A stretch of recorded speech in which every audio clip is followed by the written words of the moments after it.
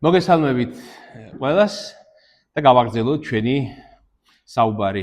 დღეს განვიხილავთ მათეს სახარების მე-13 თავს. წინა მე-12 თავში ჩვენ ნახეთ გარდამტეხი მომენტი ისრაელის ისტორიაში. როდესაც მან მისმა წინამძღვრებმა, ფარისევლებმა მესია უარყვეს. ეს პირველი შემთხვევა მე-12 თავში, როცა ისინი გამოვიდნენ სინაგოგიდან და თქვეს როგორ დავუღუპოთ იგიო, როგორ მოვკლათ იგიო, ხო? იქ ლაპარაკია დისკუსია არის შაბათის შესახებ.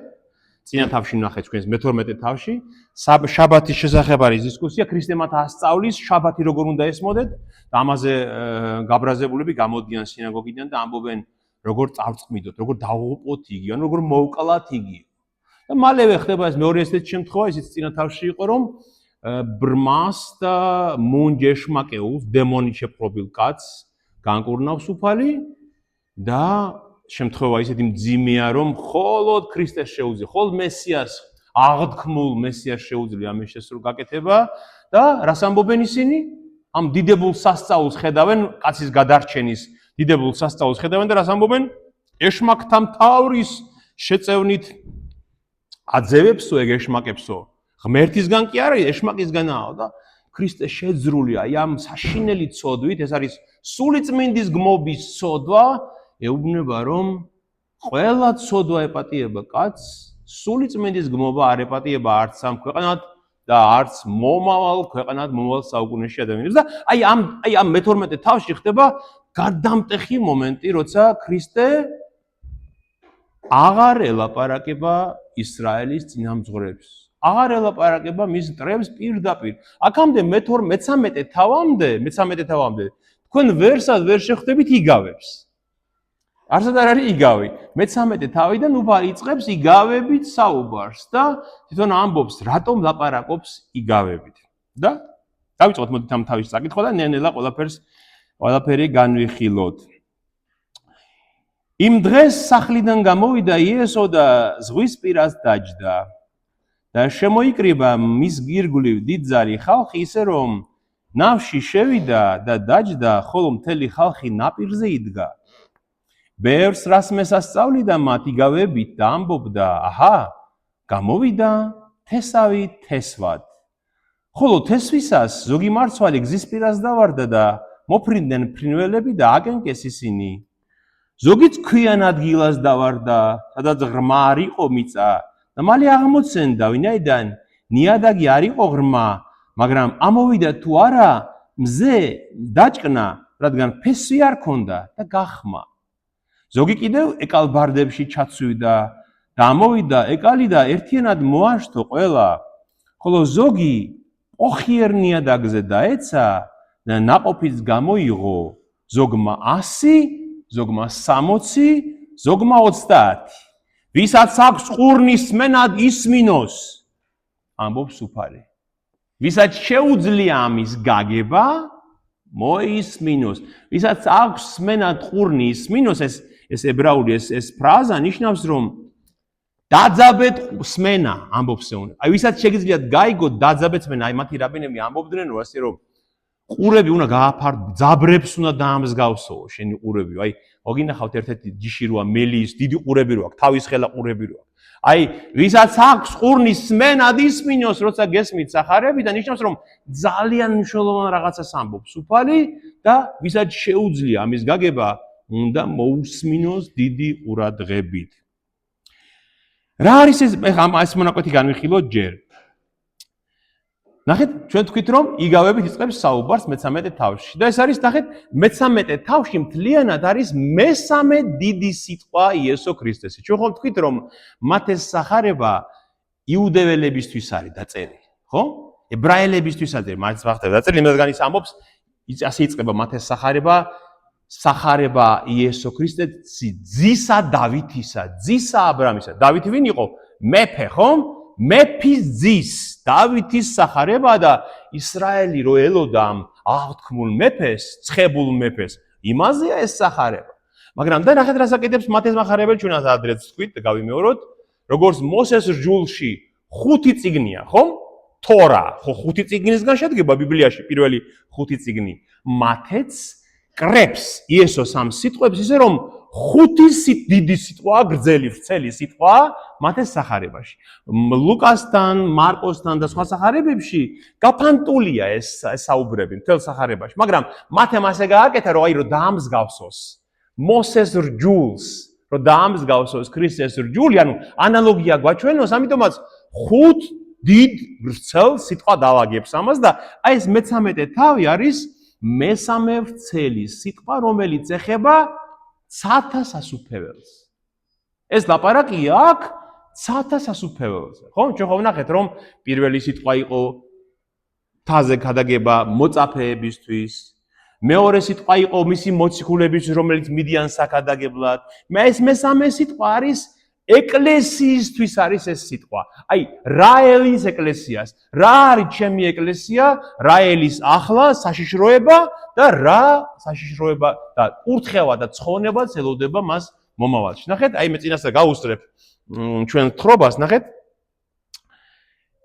7 იგავი ცათა სასუფეველის შესახებ. აი ეს ქრისტეს ეს მესამე სიტყვა, მე-13 თავი მოიცავს 7 იგავს. იგავებს ლაპარაკობს ხოლმე დუფალი და 7-ს. ნახეთ, პირველი იგავი არის ეს მთესველის იგავი, რომელიც ჩვენ დღეს წავიკითხეთ.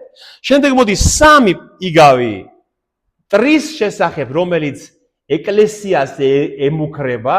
3 მტერი ყავს ეკლესიას, ცათასასუფეველს დედამიწაზე, იმაზე ლაპარაკობს 3 იგავებს და პლუს 3 იგავი ეხება მაცხოვარს.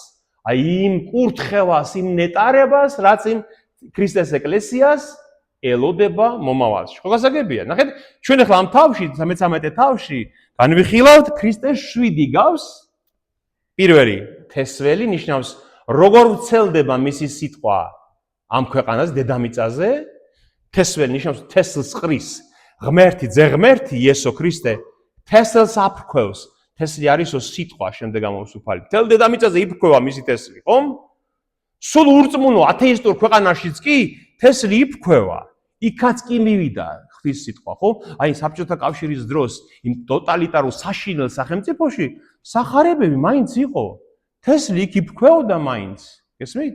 და შემდეგ უკვე 3 იგავი მტერზე, რომელიც ეკლესიის მტერზე, 3 იგავი ეკლესიის ცხონებაზე და ეკლესიის კურთხევაზე. ცათასასუფეველი მეორენაირად ეკლესიას ნიშნავს, გესმით? ჩვენს უნდა გვიცოდეთ. ცათასასუფეველი არის დედამიწაზე ჩვენ შორის და ეს არის ეკლესია, ქრისტეს ეკლესია. აი ეს ძალიან მნიშვნელოვანია ამის გაგება. ეს ქრისტეს ეკლესია შედგება ბევრი მორწმუნისგან, ხო? აი, სადღაც შეიძლება ცხოვროთ, დავანებოთ თავი მართლმადიდებლობას. მართლმადიდებლობა ჭეშმარიტია, იმიტომ რომ ბევრი რამე ჩვენ სწორად გვესმის სახარებიდან და ვიცით, მაგრამ დავანებოთ ახლა ესე შევხედოთ, მაგალითად ცხოვრობს ახალ ზელანდიაში, მაგალითად ახალ ზელანდიაში ცხოვრობს ადამიანი, რომელსაც ზუსტად ესმის სახარება რას ამბობს. ის არის თუ არა ეკლესიის წევრი, როგორ გონიათ თქვენ? რა თქმა უნდა არის. ის არის ცათასასუფეველის წევრი უკვე ამ ქვეყანაზე, გესმით? ამიტომ ჩვენ ამ სახელებში კათოლიციზმი, მართლმადიდებლობა, ევანგელისტური ეკლესია, კი არ უნდა ჩავიკეტოთ ბორკილები. ყველას, ვისაც ზუსტად ეცმის სათქმელი ეკლესიის, ის ბიბლიის სათქმელი, ის არის ეკლესიის წევრი. და ქრისტე ამბობს, რომ ეს ცათასასუფეველი დედამიწაზეა უკვე, გესმით? უხილავად ჯერ, იმიტომ რომ ქრისტე მეორედ არ მოსულა ჯერ. უარყო დედამიწამ ქრისტე, ის დაბრუნდა ზეცაში, მაგრამ მისი სამეფოს ძალა აქ არის უკვე დედამიწაზეა მის სასუფეველი, მისი სამეფო და უკვე შედის ხალხი შიგ. ამ სამეფოში უკვე შედის ხალხი. ჩვენ მაგალითად მის სამეფოში, მის სასუფეველში შევედით უკვე შინაგანად, ხო, უხილავად. მეორედ მოსვლისას ეს ყველაფერი ხილული გახდება და ქრისტე ხილულად დაბრძანდება თავისი დიდების ღვთაებრივ ტახტზე. ხო გასაგებია ეს? ამიტომ ეს რომ კარგად გვესმოდეს ჩვენ, ნახეთ ახლა, აი ეს რომ რას ნიშნავს ჩემი სასუფეველი, რას ნიშნავს დედამიწაზე, ქრისტე რომ გესმოდეთ თქვენ ამბობს უფალი, მოусმინეთ ამ 7 იგავს. ლუკას სახარებაში მერვე თავში პარალელური ადგილი გაქვს. დაუკვირდით როგორ ისმენთ. რადგან ეს 7 იგავი ეხება ჩემს ეკლესიას დედამიწაზე. ხო? აი და იწყებს იგავებით საუბარს და პირველი იგავი არის თესველი იგავი. იწყება იგავებით საუბარი. ნახეთ, პლუს მესამე სიტყვა ჩვენ უკვე განვიხილეთ. იწყება იგავებით საუბარი. ნახეთ, აი მოდი რომ გვესმოდეს კარგად. რა არის იგავებით საუბარი? ცოტა იგავების არსს შევეხოთ. გახსოვთ თქვენ წინა თავში იყო ესეთი ადგილი რომ სამხრეთის დედოფალი საბას, ანუ იემენიდან, ან ეთიოპიიდან ძველ აღთქმაში ერთი დედოფალი მოვიდა სოლომონის სიბრძნის მოსასმენად. სოლომონი იყო მათი სახელოვანი მეფე მე-9 საუკუნეში, მე-19 საუკუნეებში და იმის მოსასმენად მოვიდა ეთიოპიიდან დედოფალი, საბას დედოფალი. მეფეთა წიგნშია ეს აღწერილი. და ქრისტე ეუბნება ებრაელებს, აი როცა მათთან არის. აი საბას დედოფალი აღდგება მკვდრეთით და შეგაჩვენებთ თქვენ, რადგან სოლომონის სიბრძნის მოსასმენად მოვიდა ის და აქ ვინც თქვენ გელაპარაკებათ, სოლომონზე მეტია. თქვი ძე ღმერთია განკაცებული, ხო? და სოლომონის ჩვენ რა გვაქვს ბიბლიაში? იგავთა წიგნი. გესმით? სოლომონის იგავთა წიგნი გვაქვს, სოლომონის ქებათა გება გვაქვს და სოლომონის ეკლესიასთან, ქადაგებელი წიგნი. სამი წიგნი გვაქვს სოლომონის, მაგრამ სოლომონის მთავარი არის იგავები. ისინი ამბობდნენ იუდეველები, რომ 3000 ანდაზა დაგვიტოვა, 3000 იგავი დაგვიტოვა სოლომონმა და 1005 საგალობელი. ღმერთის მიმართ. და სოლომონზე და ქრისტიანობს რომ აქ ვინც არის სოლომონზე მეტია.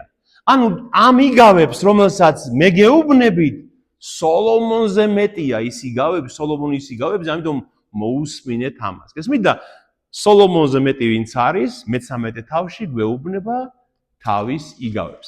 რა არის იგავი საერთოდ? ხო ეს ჩვენ ხო ყველამ ვიცით, მაგრამ უბრალოდ კარგად რომ გაგვიგ ბიბლიური გაგებით იგავი რას ნიშნავს, ხო? აი ეს იგავი ებრაულად ქვია მაშალ და ეს მაშალ იგავარაკი კი არ არის მხოლოდ რასაც ჩვენ იგავარაკებთ. აი ჩვენ ხო ვიცით სუხან საბას იგავები, ხო, იგავარაკები. ჩვენ ვიცით რაღაცა იგავი რომლებიც აი ზღაპრულს მაგრამ ებრაულში აი მაშალ რასაც აღნიშნავს, ნიშნავს ანდაზა, იგავი, შედარება, სენტენცია, აი სხარტი გაუმათქვამა. აი მაგალითად როცა რუსთაველი ამბობს ჯობ სიცოცხლესა ნაძრახსა სიკვდილის სახელოვანი ეს ხო სენტენცია, ხო სხარტი ნათქვამია, რომელიც დიდ აზრს ატარებს. და ეს მაშალ, რასაც ებრაელები ეძახოდნენ იგავთა წიგნს, ეს იგავი ჩვენთან ქვია. ცოტა უფრო შეზღუდულია ეს სიტყვა. ბევრ რამეს მოიცავს, სიბრძნეს მოიცავს, რომელიც გვიხსნის რას? რჯულს. ესმით? ებრაელთა რაბინები ასე ამბობენ, რომ სოლომონის იგავებიო არისო კალათის სახელურებიო. ესმით? აი მოსეს რჯული არის ძვირფასი საუნჯი დატვირთული კალათა. მაგრამ ეს ძვირფასი კალათა რომ აწიო სახელურები ხო უნდა ამას, ხელი როგორ უნდა მოკიდო მას? სოლომონმაო ამ იგავებითო კალათას სახელურები გაუკეთაო, რომ ჩვენ შევძლოთ რჯულის გაგებაო. გესმით? აი მაგალითად ძალიან საინტერესო რას გულისხმობ ეხლა მე მინდა ესკენ აგიხსნათ. აი მაგალითად ლევიანთა მე-11 თავში მოსეს რჯულში იყო ნათქვამი, რომ ძაღლი არის უწმინდური ცხოველი, ხო? მაგრამ აი ძაღლი რატომ არის უწმინდური ცხოველი? სულ უბრალო მაგალითი მინდა აგიხსნათ ეს სოლომონის იგავები რას ნიშნავდა? ეხლავე ნახეთ სოლომონის იგავთა წიგნის 26 თავში წერია, ნახეთ 26-ს მე-11 მუხლი. როგორც ძაღლი უბრუნდება თავის ნანთხევს, ასევე იმეორებს ბრიყვი თავის სირეგნეს. ანუ ძაღლი რატომ არის უწმინდური ცხოველი? ის სოლომონმა თავის იგავთა წიგნში ერთ სენტენციაში მოათავსა. როგორც დაგან ძაღლს აქვს ჩვევა, რომ თავის ნარწყევს ჭამს ისევ, ასევე ბრიყვი სოდვიდან გამოდის და ისე უბრუნდება თავის სოდვას. ხოგაზაგებია? აი ამიტომ არის ძაღლი უწმინდური ცხოველი, სხვა არაფრის გამო. მეორე მაგალითი მაგალითად წერია მოსეს პირველ წიგნში, რომ ადამიანიო მის ხატად და მსგავსად შექმნა ღმერთმა. ხომ ასე წერია?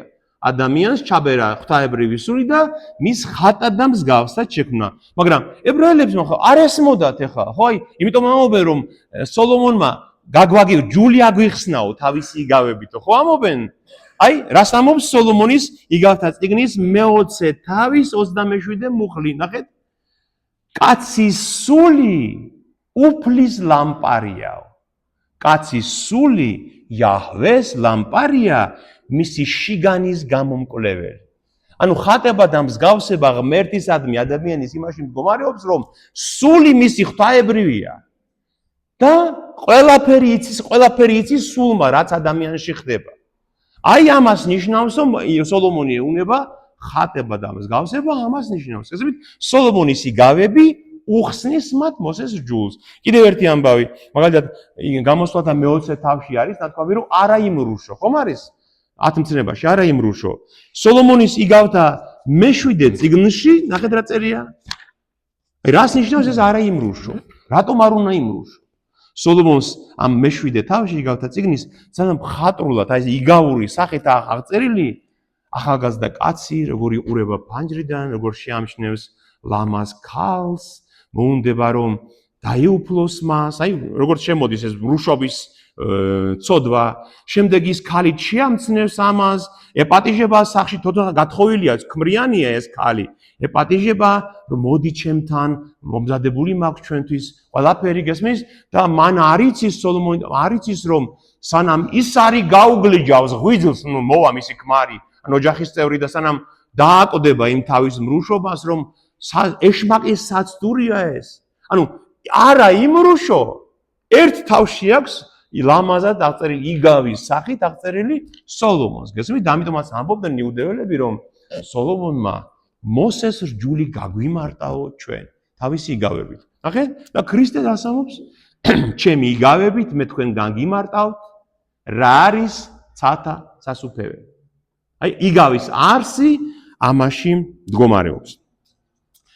რას ნიშნავს ეს? როცა რომ უთხრა ეს მთესველი სიგავი, პირველი იგავი ხომ ეს არის? ნახეთ, აი პირველი იგავი. თესავი სიგავი. რომ გამოვიდა კაცი თესვა, თესლის და ყრის ამ თესლს. და 4 ადგილია, სადაც ეს თესლი მვარდება. ერთი არის შარაგზაზე. ფრინველები მოდიან და იმ წუთში ჭამენ ამ თესლს, ის გაღვივებასაც კი ვერ ასწრებს, პირდაპირ ტაცებენ ვარეული ფრინველები. მეორე ქვიან ადგილას ვარდება, სადაც ცოტა მიწაა. ისრაელში ბევრი იყო ასეთი ადგილი. ცოტა მიწაა, გამოვიდა თესლისგან, ამოხეთქა თესლისგან, მაგრამ ფესვი ვერ ჩაეუშვა მიწაში და მოკვდა, გახმა, მალევე მოკვდა. მესამე ადგილი ისაა, რომ ეკლებში ჩავარდა ეს თესლი და ამოვიდა. გაიზარდა, ფესვიც გაუშვა, მაგრამ ეს ეკლები უფრო ძლიერია და მოახრჩო ის ყვავილი, ხო რაც ამოვიდა. მეოთხე ისეთიაო, რომ ნოყიერ მიწაზე დავარდა, ამოვიდა, გაიხარა, მოისხა ნაყოფი და ასად. ზოგმა 100 მაგი ნაყოფი გამოიღო. ერთი თესლი ჩავარდა, ერთი თესლი. აუკვირდით ამას. და 100 თესლი მოისხა, ხო? ზოგმა 60, ზოგმა 30, ხო? და ნაყოფიერი იყო ყამիր მიწაზე, ნაყოფ მიწაზე დათესილი. ვისაც აქვს ყურის მენად ისმინეს. მივიდნენ მოწაფეები და უთხრეს, აი ხა ეს არის საინტერესო. სანამ ამ და შემდეგ უფალი ამ იგავს თავად განმარტავს. მივიდნენ მოწაფეები და უთხრეს მას, რატომ ელაპარაკები მათ იგავებით? მოწაფეებსაც უკვირთეს. იმდენად ახალი რამეა და უცნაური რამეა, რომ მოწაფეები შეეული არიან, რომ ქრისტე პირდაპირ ქადაგებს, ხომ, როგორც წინა თავებში. მეუნებიან, რატომ ელაპარაკები მათ იგავებით? ხოლო მან მიუგო მათ და უთხრა, იმიტომ რომ თქვენ მოგეცათ სათასასუფევლის საიდუმლოთა ცოდნა, ხოლო მათ არ მისცემია. რადგან ვისაც აქვს მას მიეცემა და მიემატება, ხოლო ვისაც არ აქვს, წაერთმევა ისიც, რაც აქვს. იგავებით, იმიტომ ველაპარაკები მათ, რომ ხედველნი ვერას ხედავენ, სმენელნი ვერას ისმენენ და არც არა გაეგებათ რა. და მართლდება მათ მიმართ წინასწარმეტყველება ესაიასი, რომელიც ამბობს, სმენით მოისმენთ და ვერას გაიგებთ. ხილვით შეხედავთ და ვერ დაინახავთ, რადგან გამქისდა, ანუ გაქვავდა ამ ხალხის გული, დაეხშოთ ყური და დაევსოთ თვალი, რათა არ იხილონ თვალით, არ ისმინონ ყურით, არ იგრძნონ გულით და არ მოიქცნენ, რომ განკურნო ისინი. ნახეთ, ეკითხებიან, რომ რატომ ლაპარაკობ იგავებით, ხალხი ვერ იგებს ამას. და ქრისტიანობა, რომ იმიტომ ლაპარაკობ, რომ ვერ უნდა გაიგონ მაგათ. გესმით? აი ის, რაც მე თქვი წინა თავში, რომ სიკვდილი გადაუწყვიტეს მას, აი ის არის გადამწყვეტი მომენტი და ქრისტიანობს ახლა ვლაპარაკობ ისე, რომ ისინი ვერაფერს ვერ გაიგებენ. ნახეთ ის მუხლი, მე-13 მუხლი, რომ ხედველნი ვერას ხედავენ, მსმენელი ვერას ისმენენ და არა გაიგებათ რა. გესმით, უკვე აწმყოში ლაპარაკობს. ხედველნი უკვე ვეღარ ხედავენ. მსმენელნი უკვე ვეღარ ისმენენ. უკვე დააბრმავა ღმერთმა ისინი. ჩვენ ხო ამაზე ადრე ვილაპარაკეთ. 10-ჯერ რომ ეტყვი ღმერთს უარს დაძახებაზე, მე-11 დაგაბრმავებს ღმერთი, ხედავ, ვერაფერი გაგიგია და გესმის და ვერაფერს ვერ იგებ. ჩვენ წირვის დროს ხომ მოგისმენიათ, რომ მე ღდელი რომ ამობს ხოლმე, სიბრძნით, ხომ გახსოვთ ეს რას ამობს ამ დროს ღდელი? ან რომელ მომენტებშია ხომ ეს? აი, სიბრძნით, რატო ამობს? ბერძნულში არის სოფია ამობს ღდელი. როდის? სახარების წაკითხვის წინ. ანუ სიბრძნით ნიშნავს ყურადღებით. გახსენით ყურები, გახსენით გული, გახსენით გონება. სიბრძნე ამაში მდგომარეობს. გესმით? ყურადღებაში მდგომარეობს სიბრძნე. გესმით? ჩვენი მთავარი სიბრძნე არის მოსმენაში დღეს. ვინც უსმენს, ის ბრძენია. აი ეს არის გადამწყვეტი მომენტი აქ. და ქრისტიანობს, რომ ამათვის დამთავრებულია წყალობის კარი დაკეტილია, ესენი ვერაფერს ვერ გაიგებენ, არ უნდა გადარჩნენ ეგენი. ხო საშინელი სიტყვებია, მაგრამ ღმერთი ხო ამას უმიზეზოდ არ ამბობს. რაღაცა მძიმე ცოდვა, გაქვავებული გული აქვს და ელოდა მათ ღმერთი და ღმერთი ახლა ამბობს, მათ არ უნდა გაიგონ, რადგან არ უნდა გადარჩნენ ისინი. რადგან კვლელები არიან და სული წმინდის მგუმობელები არიან ისინი. ნახეთ? და თქვენ მოგეცათ ცათა სასუფევლის საიდუმლოებათა ცოდნაო. იბრაელებს იმ დროს იუდეველებს წამდათ, რომ ღმერთმა მათ საიდუმლოებები გაუმხილა. მოსეს ჯული იყო მათი საიდუმლო, წინადაცვეთა, რომელსაც ისინი იკეთებენ, საიდუმლოება იყო. კალენდარი, რომელიც ისინი მისდევდნენ, აი საეკლესიო დღესასწაულების, ეს საიდუმლო იყო მათი, გესმით? და ღმერთმა გვითხრა ჩვენო, რომ არავის გაუმხილოთო ეს საიდუმლო. ებრაელები ასე, მათი მოძღვრები ასე ამბობდნენ, თალმუდშია ეს. არავის სხვა ხალხებს არ უთხრათ ეს საიდუმლო. მოსეს უნდოდაო, რომ რჯულის განმარტებაო ჩაეწერათო, მაგრამ ღმერთმა თქვა, რომ არაო. რადგან ბერძნებიო გადაიღებენო მე აი მიშნას.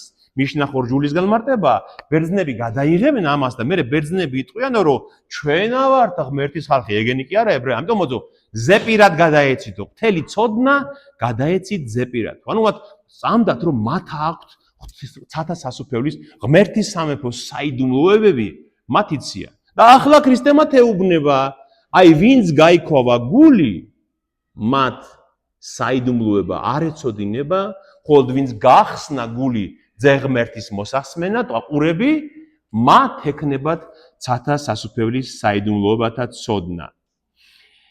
და ნახეთ მე-12 მუხლი, ვისაც აქვს, მას მიეცემა და მიემატება. ხოლო ვისაც არ აქვს, წაერთმევა, რაც აქვს. რას ნიშნავს ეს სიტყვა? ვისაც აქვს, კიდევ მიეცემა. ვისაც არ აქვს, მიემატება. აი, ნახეთ, მე მინდა ძველი აქ მინდა გაჩვენოთ ორი ადგილი, რომელიც ამას ჩვენ სამი ადგილი უფრო. პირველი დანიელის წიგნიდან. დანიელ წინასწარმეტყველის წიგნიდან. ნახეთ, ეს არის დანიელის მეორე თავის 21 მუხლი. და დანიელი როგორ ამბობს? დანიელს დაუძახა ნაბუქოდონოსორმა, რომ ამიხსენი სიზმარიო. მაგრამ ხოლ დანიელს შეუძლია ნაბუქოდონოსორის ბაბილონის მეფის სიბრძნის ახსნა. და დანიელი ასე ამბობს. ღმერთიო, სulis დროჟამს და წელიწადებს. ამ ხობს მეფეებს და აღაზევებს მეფეებს, ბრძენ კაცებს სიბრძნეს აძლევს, გონიერებს კი ცოდნას. ბრძენ კაცებს სიბრძნეს აძლევს, გონიერებს აძლევს ღმერთი ცოდნას. ასევე ნახეთ, ეს არის გამოსვლათა წიგნის 31 თავის მე-6 მუხლი. ნახეთ? ეს არის მომენტი, როდესაც ღმერთმა დაავალა მოსეს, ისინი გამოვიდნენ ეგვიპტის ტყვეობიდან და ღმერთმა დაავალა მოსეს, რომ ტაძარი უნდა ამიშენო. ანუ მოძრავი, ჯერ ხო მოძრავი იყო ტაძარი. მოძრავი ტაძარი უნდა ამიშენო და ღმერთი ეუბნება, რომ საუკეთესო ხელოსნები მყავსო, მეო, მანდო, ხალხშიო, ოქრომჭედლები, ხეზე მუშაობები, ტყავის ხელოსნები, საუკეთესო ბრძენები, ვინც არიან თავის საქმეშიო, დაუძახეო იმათო ყველასო და ამუშავეო ამ კარვის შენებლობაზე და ნახე ამბობს ღმერთი, რომ მე ჩაუდევი სიბრძნე ყველა ბრძენკაც გულშიო. ყველა ბრძენკაც მე ჩაუდევი სიბრძნე გულშიო. ასევე გამოსვლათა წიგნის მე-15 თავი, ნახეთ? ეს არის მე-15 თავის 26 მუხლი. თუ მსმენელი გაიგონებ უფლის შენის ღვთის ხმას და სწორად მოიქცევი მის თვალში, ყურს დაუგდებ მის ბრძანებებს და დაიცავ ყველა მის წესს, არ შეკრი არცერთ სენს, არცერთ გასაჭირს არ შეკრი ამბობს.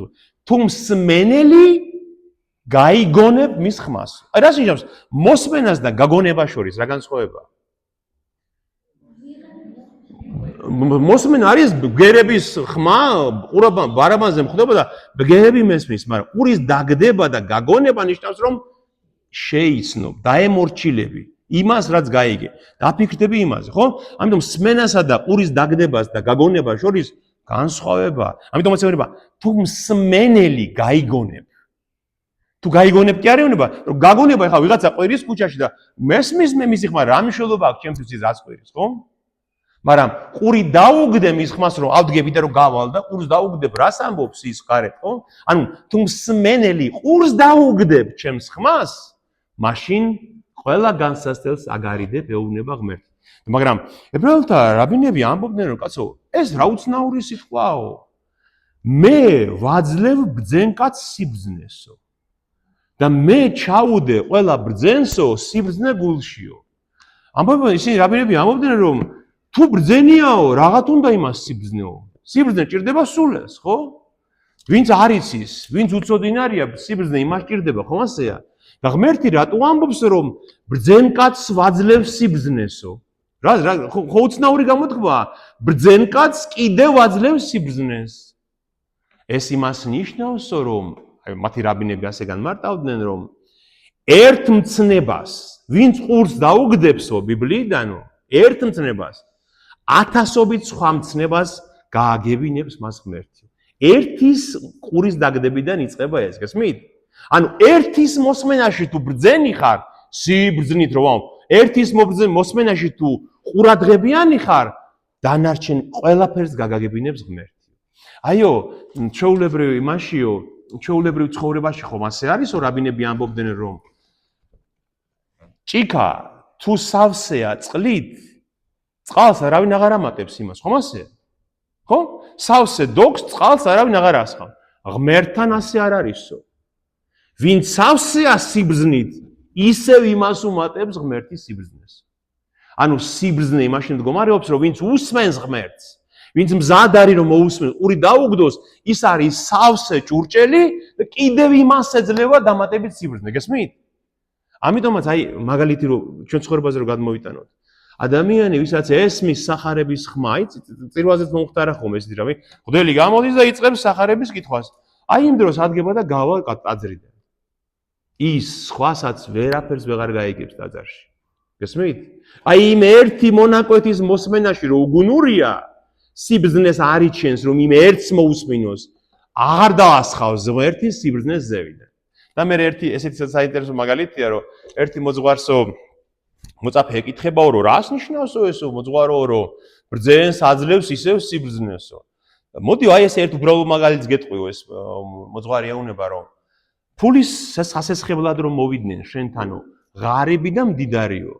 რომელ სასესხებ ფულსო? და ხა ეს ჭკვიანი ებრაელი ეუბნება რომ მდიდარს ვასესხებ, რა თქმა უნდა. რატომო? იმიტომ რომ იმას მაქვს სიმდიდრეო და რამე რო იყოსო, დამიბრუნებს კიდევაც და ვიციო რომ საიმედოდ არის ჩემი ნასხევებულიო.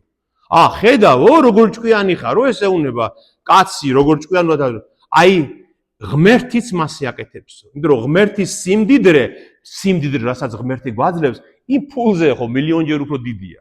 და ღმერთი ამბობსო, რეგვენს არ მივცემ მე ჩემს სიბრძნეს, იმიტომ რომ წავაო და იმებში მიმოფანტავსო გარყვნილების ადგილებშიო. ჩემს სიბრძნეს ჭკვიანს მივცემ ისევო, ბრძენს რომ წავაო და ეკლესიებში, შესაკრებელებში იტყვისო და იქ მოუყვება ხალხს და გაამდიდრებს უფრო. გესმით?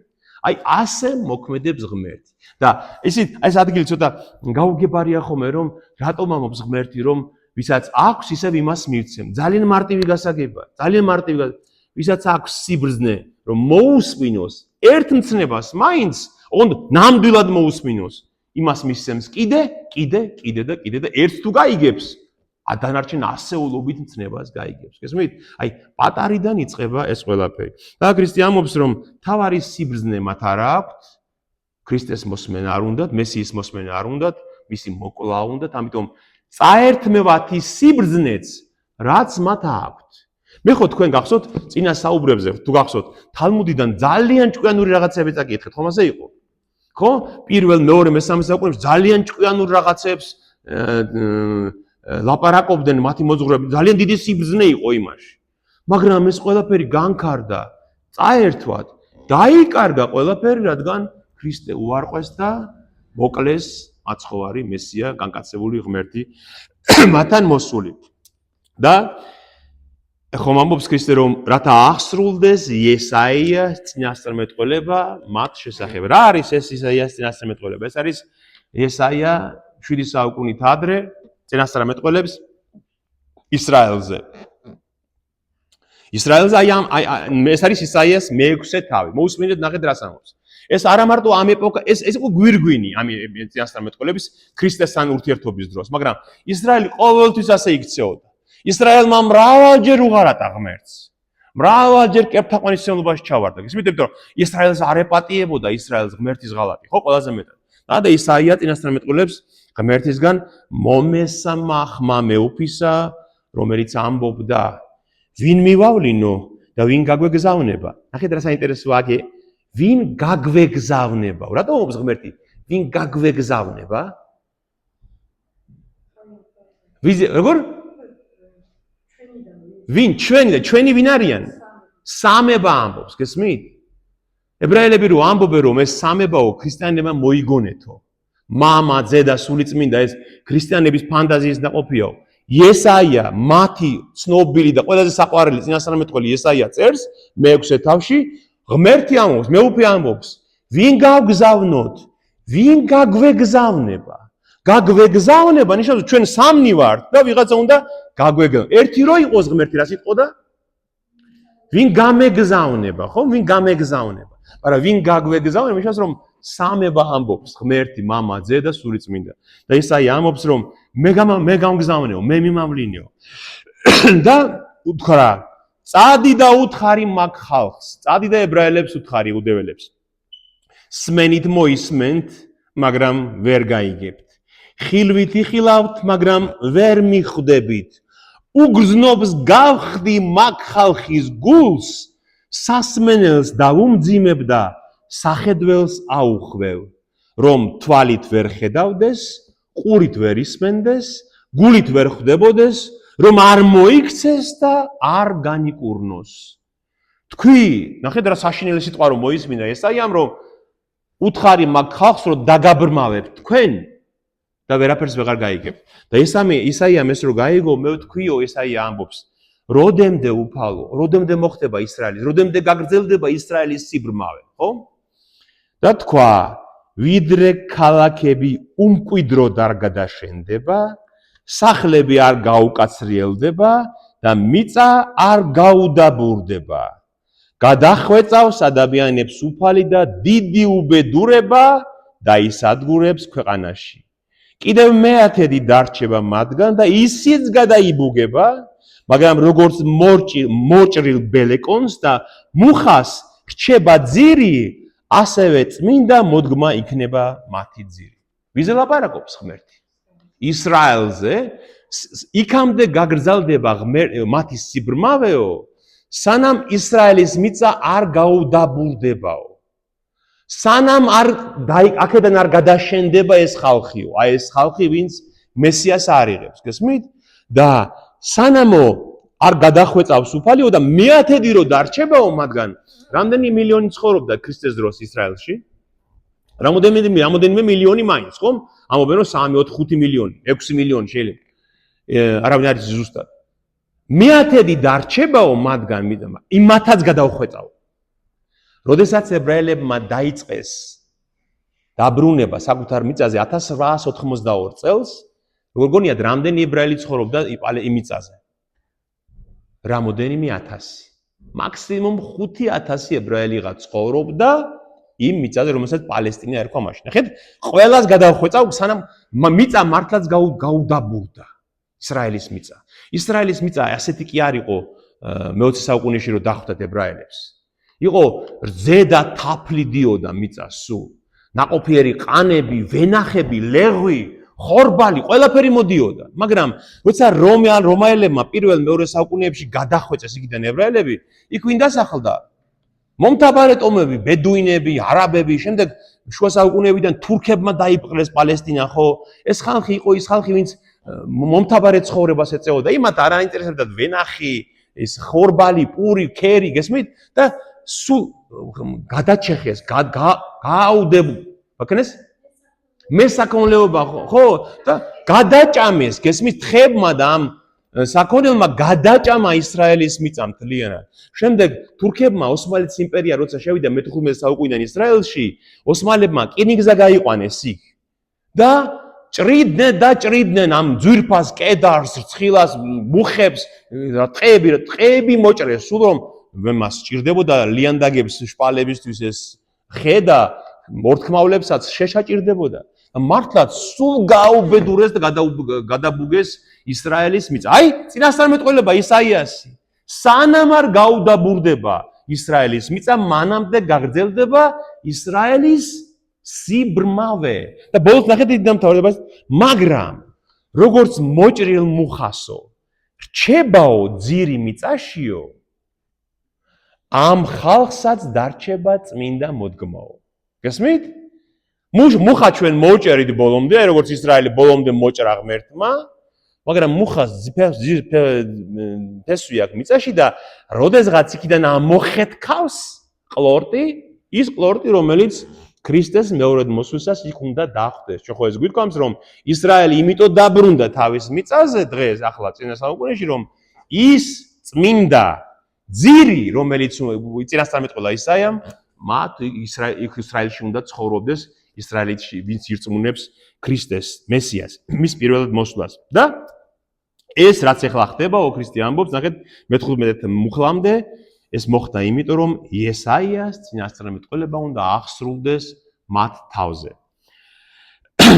და შემდეგ უფალი ამბობს მე-15 მუხლიდან, ნეტარ ხართ თქვენ და თქვენი თვალები, იმიტომ რომ ხედავენ და თქვენი ყურები იმიტომ რომ ისმენენ, ჭეშმარიტად გეუბნები თქვენ, მრავალ წინასწარმეტყველს და მართალს სურდა ეხილა ის, რასაც თქვენ ხედავთ და ვერ იხილეს და ესმინათ ის, რასაც ისმენ და ვერ ისმინეს. ანუ თქვენ ნეტარი ხართ, ბედნიერები ხართ, რომ სიბძნე გამოიჩინეთ, რომ მესიას ყური დაუგდეთ, რადგან თქვენ წინაპრებში, აი მრავალი თაობაში იყო ხალხი, ვინც ნატრობდა ამის ნახვას, რასაც თქვენ ხედავთ და ვერ ეღირსა. ვინ იყვნენ ეს ხალხი? ვისაც აინტერესებს, ვინ იყო ეს ხალხი? ებრაელთა ეპისტოლის მე-11 თავშია ჩამოთვლილი ის ხალხი, მათი წინაპრებიდან, აბრაამიდან დაწყებული, ვინც ნატრობდა. იქნებ ხვალ იყოს მოსვლა მის, იქნებ ერთ წელიწადში იყოს, იქნებ ჩემს სიცოცხლეში იყოს. აი, თქვენ ხო გიფიქრიათ ხოლმე ამაზე, რომ ნეტა მე მოვესწრები მის მეორედ მოსვლა. ხო გიფიქრიათ ხოლმე.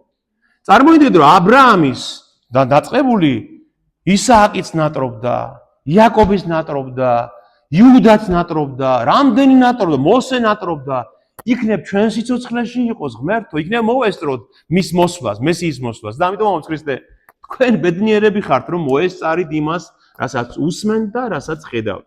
და შემდეგ ნახეთ რა ხდება. მას ისმინეთ მთესავი სიგავი. მე-18 მუხლიდან ქრისტე განა ამათაც არ უხსნის. ის ვინც მასთან დარჩა, მისი მოწაფეები, ვისაც უყვარს უფალი, დაჯდა მათთან და უხსნის. აი მთესველი სიგავი ამას ნიშნავს. ნახეთ, ლუკას სახარების მერვე თავი, ნახოთ ეს ძალიან საინტერესო ადგილია. არა, მარკოზის მეოთხე, ბოდიში. მარკოზის მეოთხე თავში პარალელური იგივე ადგილია და მარკოზის მეოთხე თავში წერია. 34 მუხლი. ხოლო იგავის გარეშე არაფერს ეუბნებოდა მათ. თავის მოწაფეებს კი განმარტოებით უხსნიდა ყველაფერს. გესმით? ისინი რასაც ვერ იგებდნენ, რომ მოწაფეებიც ვერ იგებდნენ ყველაფერს. განმარტოებით უხსნიდა მათ, რომ იმათ არ გაეგოთ, ვინც დაღუპვისთვის არის გამზადებული. აი ჩვენთვის ეს დღეს რას ნიშნავს? შეიძლება მის სახარებაში ჩვენც ზოგი რამე ვერ გავიგოთ, მაგრამ ჩვენ გვყავს მასწავლებელი. ჩვენ გვყავს იესო ქრისტე, რომელიც აგვიხსნის და ყველაფერს გვასწავლებს. აი იუდეველების დიდი უბედურება არ შემდგომარეობს. ის მე ხო ადრეზე გითხარით, რომ ერთხელ საჯარო ესეთი დებატები იყო იუდეველ რაბის და ერთ ძალიან კარგ ცნობილ ქრისტიან ღვთისმეტყველს შორის. რაღაც ისაიასზე კამათი იყო.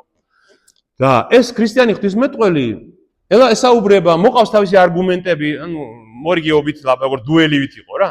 და ეს ქრისტიანი ღვთისმეტყველი უმოწმებს ესაიას, უმოწმებს თალმუდშიც არის ნათქვამი რაღაცები. არაფერს არ ერიდება. ყველაფერს კითხულობ, ყველაფერი იცის, გესმის და ეს იუდეველის რო ეკითხება, რომ აი სახარებაში ხომ ასე წერია, ეს იუდეველი რაბი რას ეუბნება, იცით? არ ვიციო, მე სახარებას ვერ წავიკითხავ. აგრძელულია, ვერა, მაგასო მე ვერ წავიკითხავ. გესმით? იმასაც კი არ ბედავს კი და აეშინია, რომ სახარება გადაშალოს და რასაც მე გელაპარაკები, რომ ასე წაიკითხოს.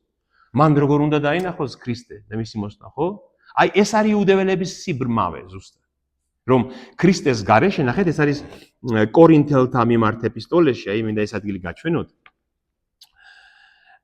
ეს არის კორინთელთა მიმართ მეორე ეპისტოლის მესამე თავია.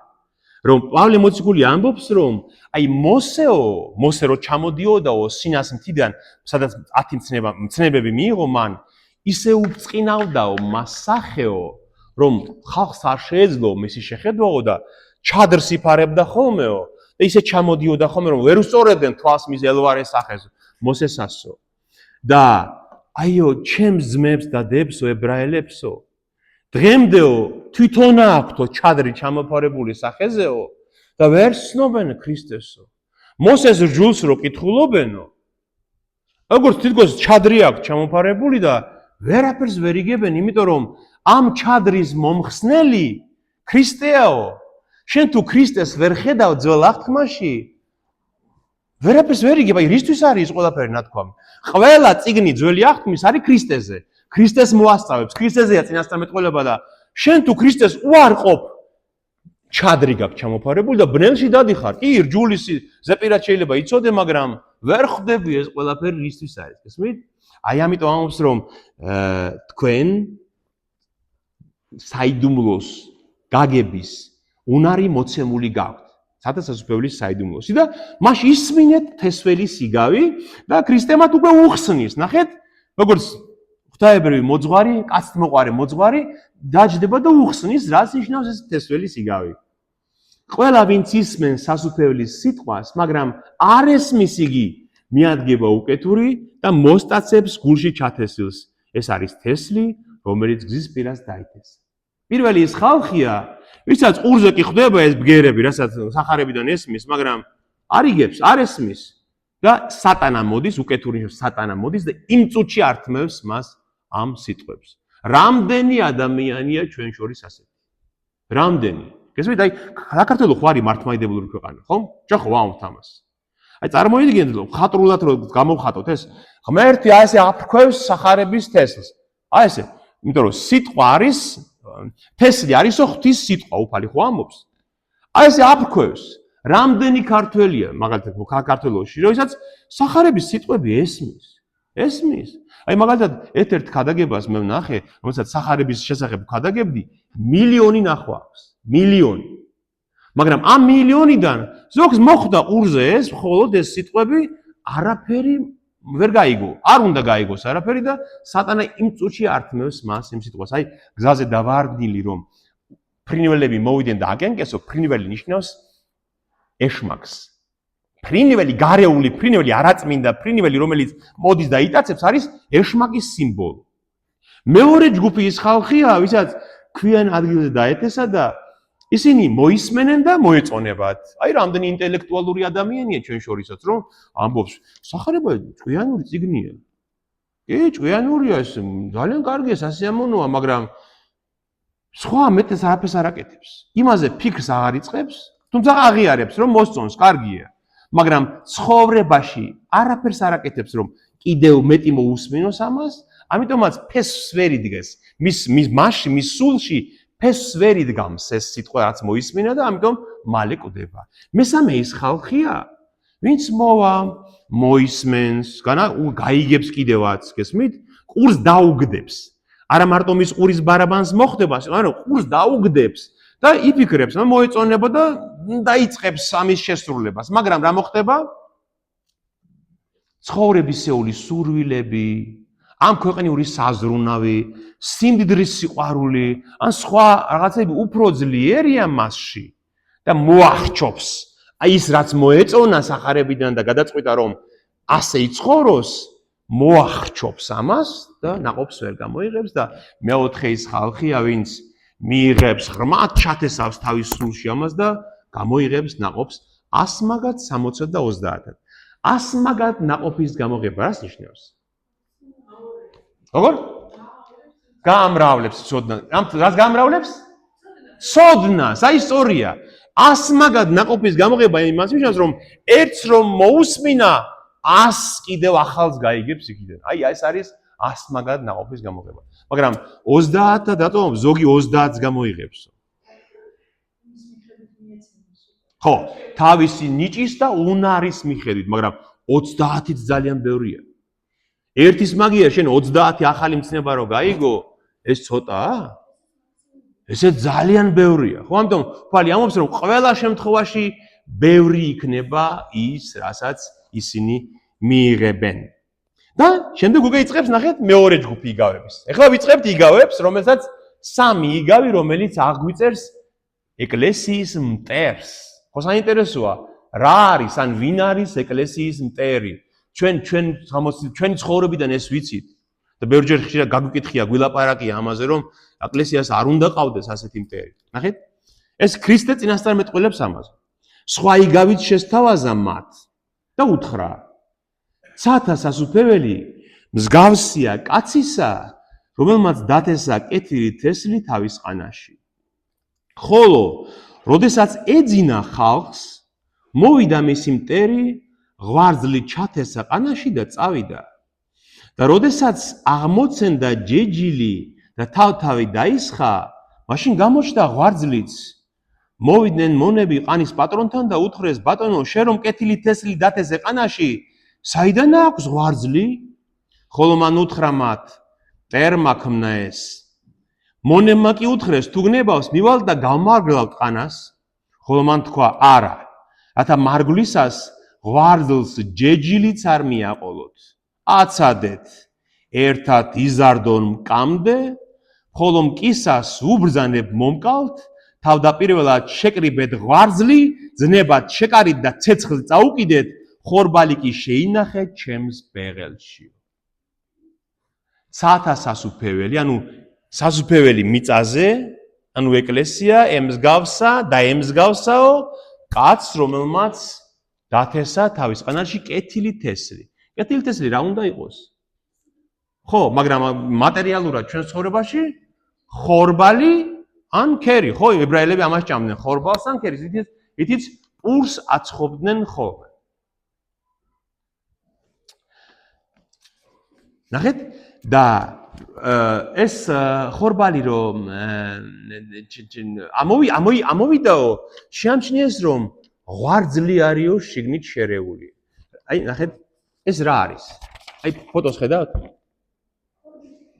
ჰა? რა არის? ხორბლის თავთავი. ეს რა არის? ეს არის ხორბალი და ეს არის ღვარძლი. ღვარძლი ეს ჩვენ აღარ გვესმის, მაგრამ ეს არის ლოლიუმ ტომულენტუმ სათუნ რა თქვია, ეს მართლა სცენარია. ეს არის ხორბლის სარეველა. ნახეთ, აი, კარგი იყო თქვენ შეგეშალათ, ხედავთ, ეს ხორბალი გეგონათ. ხომ ასე იყო? მაგრამ ხორბალი ეს არის. და როცა უკვე ორივეს თავთავს გამოისხავს, მერე ხედავთ განსხვავებას. ეს ცოტა სხვანაირია, ხედავთ, მაგრამ ისეთივე ულვაში აქვს, ისეთივე ფორმა აქვს. გესმით და რომ შეამჩნიესო, რომ ღვარძლიაო, შერეულიო, მსახურებმა ვინი არიან მსახურები? ანგელოზებმა უთხრეს ღმერთსო, რომ შენს ეკლესიაშიო შეერია ხალხიო, ვინც გავსო ქრისტიანებს, მაგრამ არ არიან ქრისტიანებიო, გესმით? აი როგორც თქვენ შეგეშალათ და თქვით, რომ ეს ხორბალიაო, ეკლესიაშიც არის ხალხი, ვინც ვითომ ქრისტიანია, მაგრამ არ არის ქრისტიანი. და სიცოცხლეს უმწარებს იმათ, ვინც ნამდვილი ქრისტიანები არიან. ამიტომაც ანგელოზებმა ეს შეამჩნიესო და უთხრეს ღმერთსო უფალსო, რომ გინდა წავალთო და ამოძირკვავთო იმათო. ანუ ეკლესიიდან ამოძირკვავს იმ მოჩვენებით ქრისტიანებს. ღმერთმა უთხრა არაო, იმიტომ რომ აი ამ მაგ დროსო, ამოძირკვის დროსო შეიძლება დააზიანოთ ნამდვილიცო, ხო? აი რას ნიშნავს ეს? მაგალითად შეიძლება ერთი და ნამდვილი ხორბალი, ნამდვილი ქრისტიანია და მეორე და ყალბი ქრისტიანია. და თუ ამოძირყავს ღმერთი მას, ძალიან ეტკინება იმ ნამდვილს, ხო? მაგალითად, ხო? ოჯახის წევრს. ამიტომ ღმერთი ამბობს, ეხლა არა. ეს ასე უნდა იყოს ჩემს მეორედ მოსვლას. კამდე, სანამ კანიშნავს მეორედ მოსვლას. კამდე ასე უნდა იყოს. ამიტომ არ უნდა შეგვეშინდეს ჩვენ გესმით, რომ აი ხედავთ, რომ ვიღაც ეპისკოპოსი მაგალითად იარაღს გადატენის, ხო? ან ვიღაცა მღვდელი რაღაცას ჩაიდენს, ვიღაც მღვდელი მაგალითად უძვირესი ბენტლი დადის, ხო, რაღაც მანქანით, ხო? და ფიქრობთ, რომ რატო ღმერთო, რატო? აი ქრისტე ამბობს, ეგ მასე უნდა იყოს. ღვარძლი და ხორბალი ერთად არის ყანაში, როდემდე კამდე. მკის დროს გამოვარჩევინებ ჩემ ანგელოზებს ღვარძლს, დაწვავენ გენის ცეცხლში და კარგებს შევინახავ სათასასუფლოებში. ხო გასაგებია? მაგრამ ანგელოზებმა მივიდნენ და უთხრესო, საიდან იცოდნენ ანგელოზებმა, რომ უჭირთ იმ ნამდვილ ქრისტიანებს? საიდან იცოდნენ? საიდან იცოდნენ ანგელოზებმა, რომ ღვარძლი არის ყანაში? იმიტომ რომ ჩვენ სახარებიდან ვიცით, რომ ქრისტე ამბობს, რომ არავინ ერთი უმბრალო ადამიანიც კი არ შეურაცხყოფ. რადგანო? რატომო? მათი ანგელოზებიო ჩემ ზეციური მამის წინაშე დგანან და თვალს არ აშორებენ მის სახესო. ანუ ადამიანს რაც უჭირს, მისი ანგელოზი, მფარველი ანგელოზი, ზეციურ მამასთან მიდის და ეუბნება მას. ანუ ღმერთმა ეს ყველაფერი იცის.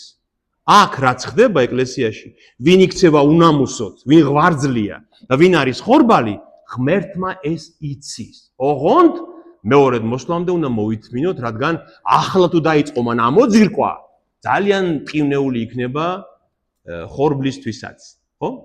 აი, ბატონო? ჯამი ჯერ არ დამდგარა მკის. აი, ჩემი ერთახლობელი მეუბნებოდა, რომ ბაღჩაში რო გავალო და ქინც რო წვეთ ხომეო, იმდენ სარეველას ამოვაყოთ, ქინცო სარეველა შეერიაო და სარეველას ამოგლეჯას რო დავიწყებ ხოლმე, იმდენ ქინც ამოვაყოლებ ხოლმე, კარგსაცო რო ვაფუჭებო. იმიტომ რომ ხან მიჩვენე იყოს აღარ ამოვიღო და ის არ გავაფუჭო. აი, ასეთი ამბავია ეკლესიაში. ხედავთ? ნახეთ, ქრისტე გვეუბნება რომ მტერი ეკლესიის ვინ არის პირველი მტერი ამ სამი იგავიდან? ღვარძლი. ფორმალური ქრისტიანები. ვინც ანაფორად ჩაიცვა იმიტომ, რომ ვითომ მღვდელია, აი ის არის ღვარძლი. ვინ ჯვარი დაიკიდა იმიტომ, რომ მოინათლა, რომ ვითომ ქრისტიანია, მრევლშიც და სინამდვილეში სხვა რამიტომ არის, აქ ეს არის ღვარძლი და ეს ღმერთმა იცის, ხო? პირველი მტერი არის ღვარძლი. სხვა იგავით შესთავაზა, ახლა მეორე იგავი 31 მუხლი და უთხრა: "ცათა სასუფეველი მსგავსია მდოგვის მარცვლისა, რომელიც აიღო კაცმა და დათესა თავის ყანაში." ეს მარცვალი ყველანაირ თესლზე მცირეა, მაგრამ როცა ამოვა, ყველა მწვანილზე დიდი ხდება და ხედი ქცევა, ისე რომ მოფრინდებიან ცისფრინველები და მის ტოტებზე იბუდებენ. აი, გთავრდება ეს იგავი, ხო? რას გვეუბნება, რას ნიშნავს? რადგან ჩემი მოძღვრება, ჩემი ეკლესია ძალიან პატარა. მდოგვის მარცვალი რამხელა იცით? აი თითებ ორთიჩი რო დაიჭირო 1 მმ-ია დაახლოებით შავი მდოგვის მარცვალი. ხო პატარა თესლია. რომ ჩააგდებსო ყანაშიო, ამოდის ბუჩქათი ქცევა ჯერ და მე აი ეს არის მდოგვის ხე. ხედავთ რამხელა? აი 1 მმ-იანი მარცვლიდან აი ეს არის ნამდვილად მდოგვის ხე.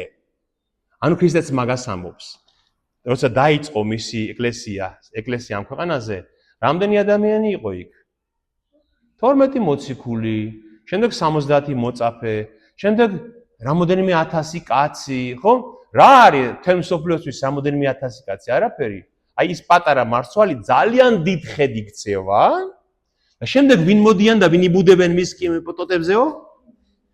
ფრინველები და ეს ის ფრინველები ვინ არიან? დემონები. გესმით? გარეული ფრინველები, უწმინდური ფრინველები არიან.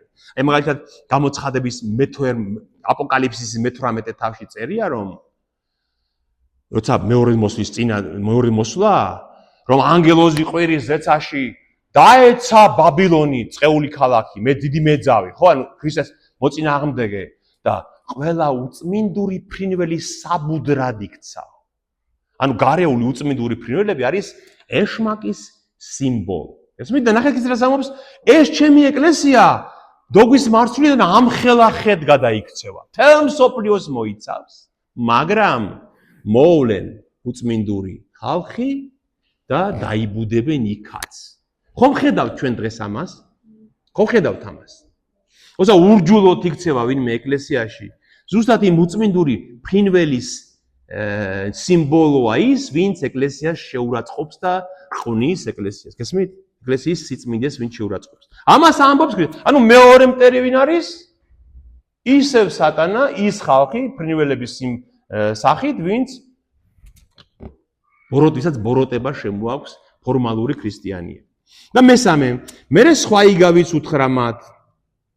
ცათა სასუფეველი მსგავსია საფუარისა, რომელიც აიღო დედაკაცმა და მოზილა იმითი 3 საწყაო ფქვილი, ვიდრე მთელი ცომი არ აფუვდა. სულ ერთი მუხლია ეს, რომ ცათა სასუფეველი არის ცომის საფუარის მსგავსი, რომელიც ქალმა აიღო 3 საწყაო ფქვილს შეურია და აი ამ საფუარის გამო აფუვდა მთელი ცომი. ნახეთ, წინა ყველა იგავებში წერია კაცმა, ძეკაცისამ, ის ძეკაცის არის, ვინ არის, თავად ვინ არის?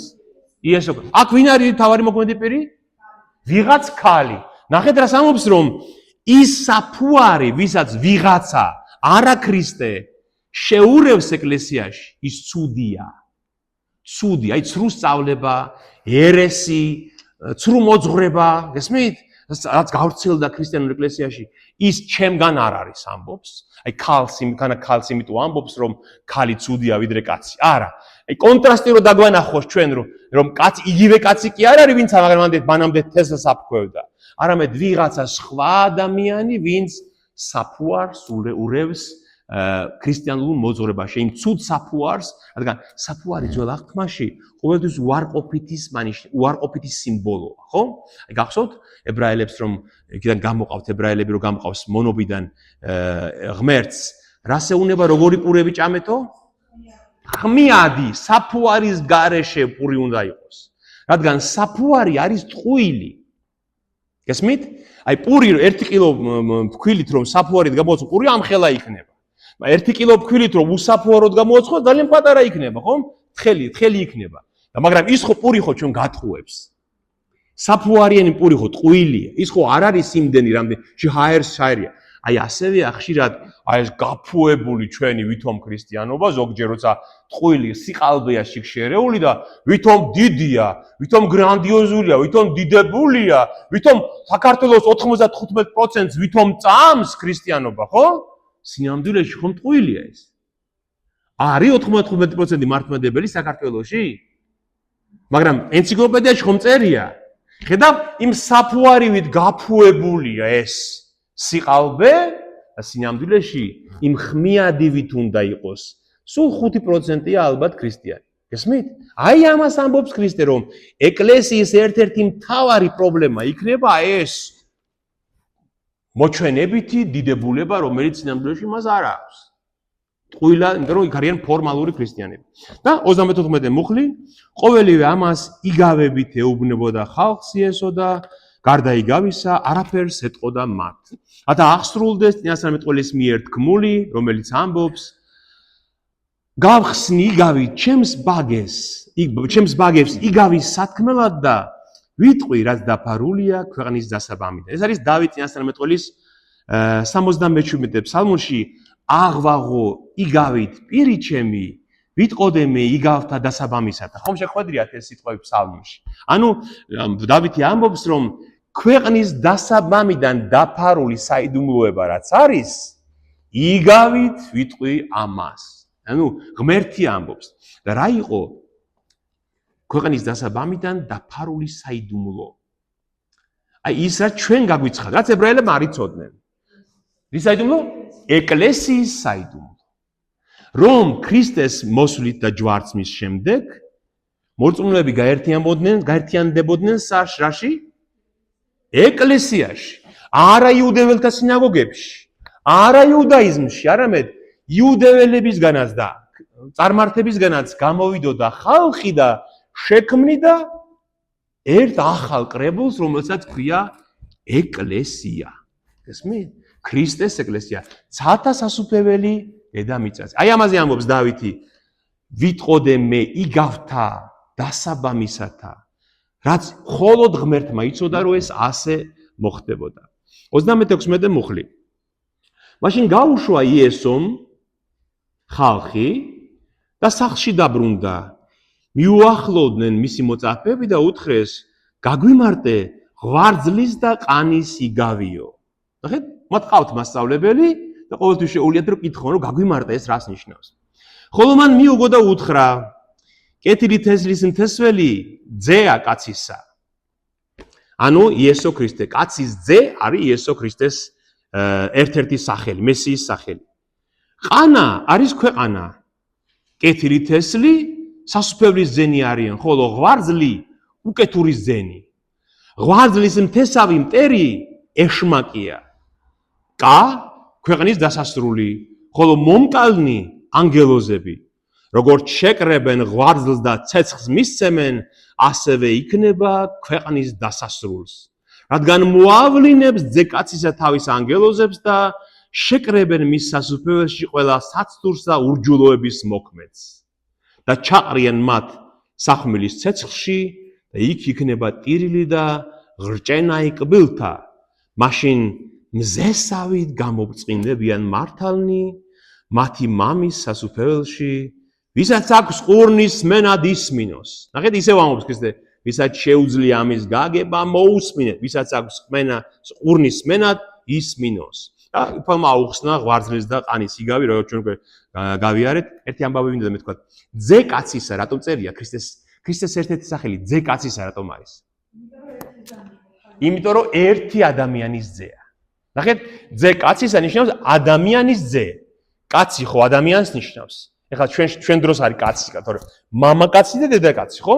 მაგრამ ძე კაცისა ნიშნავს ძე ადამიანის. მაგრამ რატომ არ წერია ძე ადამიანებისა? იმიტომ რომ სულიწმიდისგან იყო და მხოლოდ ერთი ადამიანის ძეა. ნახეთ, ეს ძველ აღთქმაშივე დანიელ წინასწარმეტყველის მე-7 თავში ასეა ნახეთ ძე კაცისა, რომ ერთი ადამიანის ძე უნდა იყოს ის, ხო?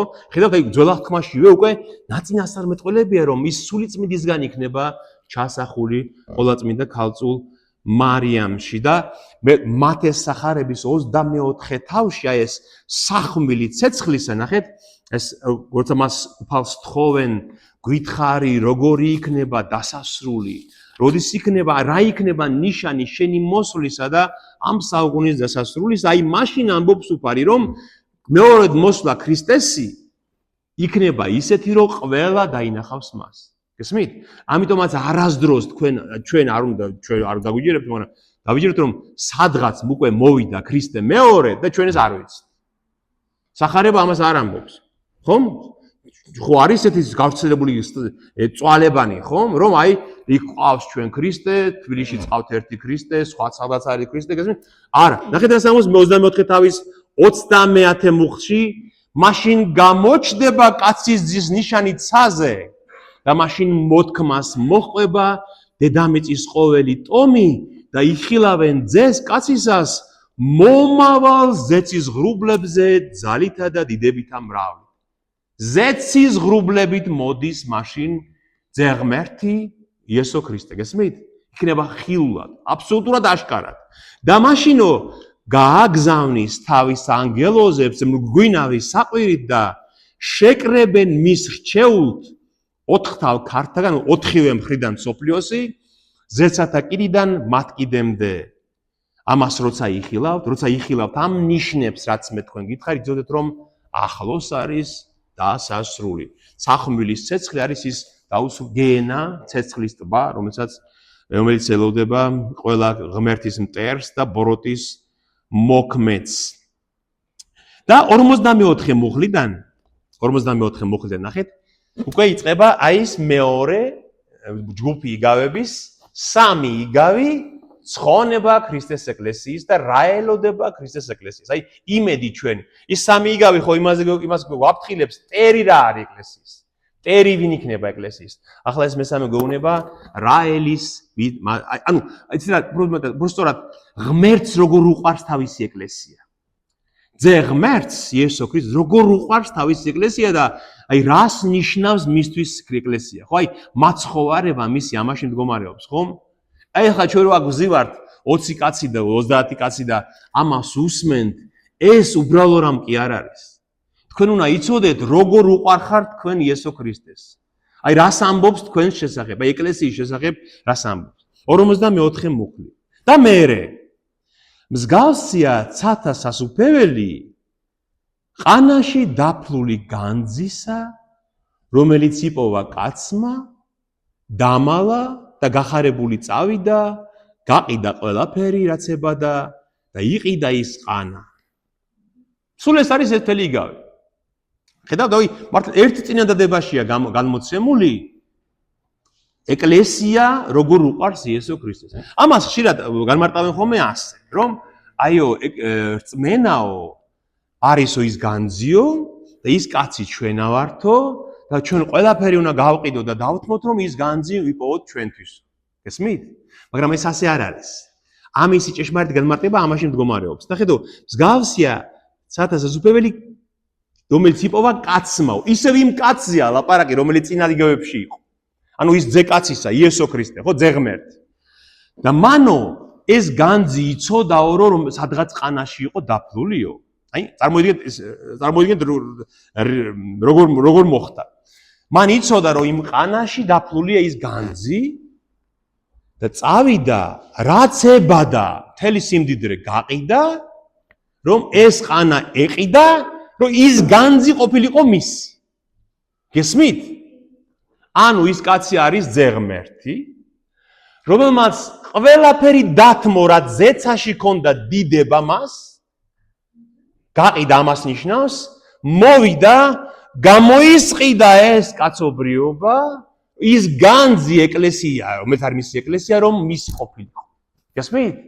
აი ამ იგავის შინაარსი ეს არის თავად. გესმით? აი ძველ აღთქმაში ჩვენ პირველი ნეშტთა წიგში არის 27 თავში ესეთი ადგილი, რომ მოღალატეებს შეიპყრობენ ებრაელები, ერის მოღალატეებს და უნდა დახოცონ. ეს ერთ-ერთი მოღალატე ამბობს, რომ არ მოვკლათო ჯვერო, ყანაშიო, დიდი განძი გვაქვს ჩაფლულიო და ჩვენ რო დაგხოცოთო ის განძი ხო დაიკარგებაო და წავიდნენ და ამოთხარეს ის განძი და რა იყო ის განძით იცი? აი, ანუ სამარხი ქონდათ. სადღაც მინდორში თუ ყანაში სამარხი ქონდათ გაკეთებული და იქ იყო ხორბალი, ღვინო, ზეთი, ოქრო, აი ყველაფერი ზვირფასი რაც ქრისტეს ეკლესიას განასახიერებს, ხომ? პურიც გვაქვს ჩვენ, ღვინოც გვაქვს, ზეთიც გვაქვს ეკლესიაში, ოქროც გვაქვს, ხომ? გესმით და ანუ ყანაში დაფლული განძი არის ქრისტეს ეკლესიის სიმბოლო, გესმით? და ნახეთ, აი იოანეს სახარება ჩვენ რომ განვიხილეთ, იქ ხომ წავიკითხეთ იოანეს მე-17 თავში, რას ამბობს ქრისტე გახსოვთ? როცა მისი ჯვარცმაა მოსული, რას ეუბნება მამა ღმერთს, ძე ღმერთი? მამაო აწმადიდე მე იმ დიდებით, რომელიც მქონდა შენს წინაშე ქვეყნის შექმნამდე. გესმით? ანუ მისი ღვთაებრივი დიდება, რომელიც მას ჰქონდა ღმამა ღმერთთან მარადიულად, განმადიდე იმ დიდებით. და აიაო მდიდარმა კაცმაო, ყველაფერი გაყიდა, რომ ის ერთი ყანა ეყიდა, რომ ის განძი მისი ყოფილიყო, არის ძე ღმერთი, რომელსაც თავი ყველა სიმდიდრე დათმო და იყიდა თავისი ეკლესია. ნახეთ, ეს არის აი მეორე კორინთელთა ეპისტოლის მერვე თავშია ესე აი ზუსტად სიტყვა სიტყვით ეხმიანება ამას. ნახეთ, პავლე მოციქული რომ წერს ამ ეპისტოლეს, აი მსახარებას განგვიმარტავს რა ფაქტობრივად. ნახეთ, მეორე კორინთელთა მე-6 მერვე თავის, ბოდიში, მერვე თავის მე-9 მუხლი. აი პირდაპირ ამბობს, რადგანაც იცით თქვენ უფლისა ჩვენის იესო ქრისტეს მადლი, რომ ის დიდარი ღატაკი გახდა თქვენი გულისთვის, რათა მისი სიღატაკი თქვენ გამდიდრებულიყავით. ღატაკი ღვთაებრივად გაღარიბდა თქვენი გულისთვის, რომ ის ეკლესია მოეგო თავისთვის და თქვენ გამხდარიყავით დიდრებით. გესმით? ხო, ეს ამიგავი შინაარსი ხო გავიგეთ? რომ კაცი, ვინც ის ყანა იყიდა, რომ ის განძი მისი ყოფილიყო, არის ძეღმერთი, ყანა არის ქვეყანა, დედამიწა და ის განძი, რომელიც ჩიგ იყო დაფლული, დამალული იყო, როგორი? ეკლესია. იყო ჩვენი ეკლესია. გესმით? შემდეგ მეორე იგავი 45 მუხლი. ეს იგავების უყველა ერთწინადებას მოიცა. ძალიან მოკლე იგავებია. და მერე მსგავსია ცათა სასუფეველი ვაჭარი კაცისა, რომელიც ეძებს ლამაზ მარგალიტს და როცა იპოვის ძვირფას მარგალიტს, წავა გაყიდის ყველაფერს, რაც აბადია და იყიდის მას. იგივე. ვაჭარი კაცი მაშინ დიდარი იყო, ხო? და ერთი მარგალიტი აღმოაჩინა, დაინახა სადღაც ერთი მარგალიტი, რომელიც ყველაზე მეტად მოუნდა ეს მარგალიტი. წავიდა მთელი ყველაფერი გაყიდა და ის მარგალიტი იყიდა. ეს კაცი არის ვაჭარი კაცი, ძეღმერთი, ყველაფერი დათმო სიმდიდრე რაც ზეცაში ჰქონდა, მოვიდა და ის ეკლესიის მარგალიტი არის ეკლესია, რომ მისი ყოფილიყო ის მარგალიტი. ნახეთ, ეს არის ფილიპელთა მიმართ ეპისტოლის მეორე თავში, რომელიც ამას ეხმიანება, ნახეთ, მეორე თავში. მაგრამ მანო ჩვენი გულისთვის დაიმცირა თავისი თავი, მონის ხატი შეიმოსა და კაცის მსგავსი გახდა. თავი დაიმდაბლა, მორჩილი გახდა სიკვდილამდე, ჯვარზე სიკვდილამდე. ვინმე როდისმე წარმოიდგენდა, რომ ძე ღმერთი, ყოვლადწმინდა სამების მეორე პირი, ასე შვიდ საფეხურით დამდაბლდებოდა და მოკვდებოდა. და თან მოკვდებოდა არა უბრალო სიკვდილით, არამედ როგორი სიკვდილით? ყველაზე შეურად მყოფელი სიკვდილით მოკვდებოდა ადამიანის ხელით, ხო? ფურთხება, ლანძღვა, გინება, ცემა, ყველაფერი აიტანა და ჯვარცმული მონებს რო აცვალდნენ ხოლმე ჯვარზე, ისე მოკვდა. ესმით, აიწერია რომ ყველაფერი გაყიდა, რაც ჰქონდა ზეცაში, მოვიდა და ის მარგალიტი იყიდა. ანუ მარგალიტიც არის ეკლესია. ყანაში დაფლული განძია ეკლესია, მარგალიტიც არის ეკლესია. თან საინტერესო ანალოგია, ძალიან საინტერესო მარგალიტი როგორ წარმოიშვება. მარგალიტი სად წარმოიქმნება? ზღვაში სად? ზღვაში ნიჟარებში, ხო? ნიჟარებში. მაგრამ პროცესი ამ მარგალიტის გაჩენის როგორ ხდება? იცის ვინმე? ქვიშა უნდა, თუ შემთხვევით ამ ნაპრალები ხო აქვს ამ ნიჟარას, თუ გარედან ქვიშაში მოხვდა და ეს ამ ქვიშასთან უნდა კონდეს პარაზიტი ზედ, აუცილებლად პარაზიტი ძალიან. და ფაქტურად ეს აზიანებს იმ ლოკოკინას ქსოვილს. და ლოკოკინა რასაკეთებს ის რომ დაჭრა იმ ქვიშამ, დაჭრა, ხომ? გამოყოფს ამ სადაფი ქვია, პერლამუტრს რო ეძახიან, პერლამუტრი. სადაფი ქვია ქართულად და ამ სადაფს გამოყოფს სითხეს და გარშემო ამას ავლებს და რომ ის გააუნებელყოს. აი სიმსივნესავით აქვს. ჭრილობაა მისი, ის გესმით? ჭრილობაა ის ქვიშა, ის პარაზიტი და ეს შემოავლებს და მე ეს ბრწყინვალე მარგალიტი აი ეს არის, ანუ რო გადარჩა ლოკოკინა, რო ვერ მოკლა იმ ქვიშამ, ეს მარგალიტი იმისი ნიშანია, რომ მისმა ჭრილობამ წარმოშვა მარგალიტი. ვისი ჭრილობიდან წარმოიშვა ეკლესია? იესო ქრისტე, რომ ჯვარზე რო შუბი გაუყარეს და წყალი და სისხლი რო გადმოესხა იქიდან, იმაზე აღმოცენდა ჩვენი ეკლესია. გესმით? აი მარგალიტი, როგორი სიმბოლიკა ეკლესიასთან მარგალიტის. და მესამე მსგავსია ცათა სასუფეველი ბადისა, რომელსაც აგდებენ ზღვაში და იჭერენ ყოველნაირ თევზს.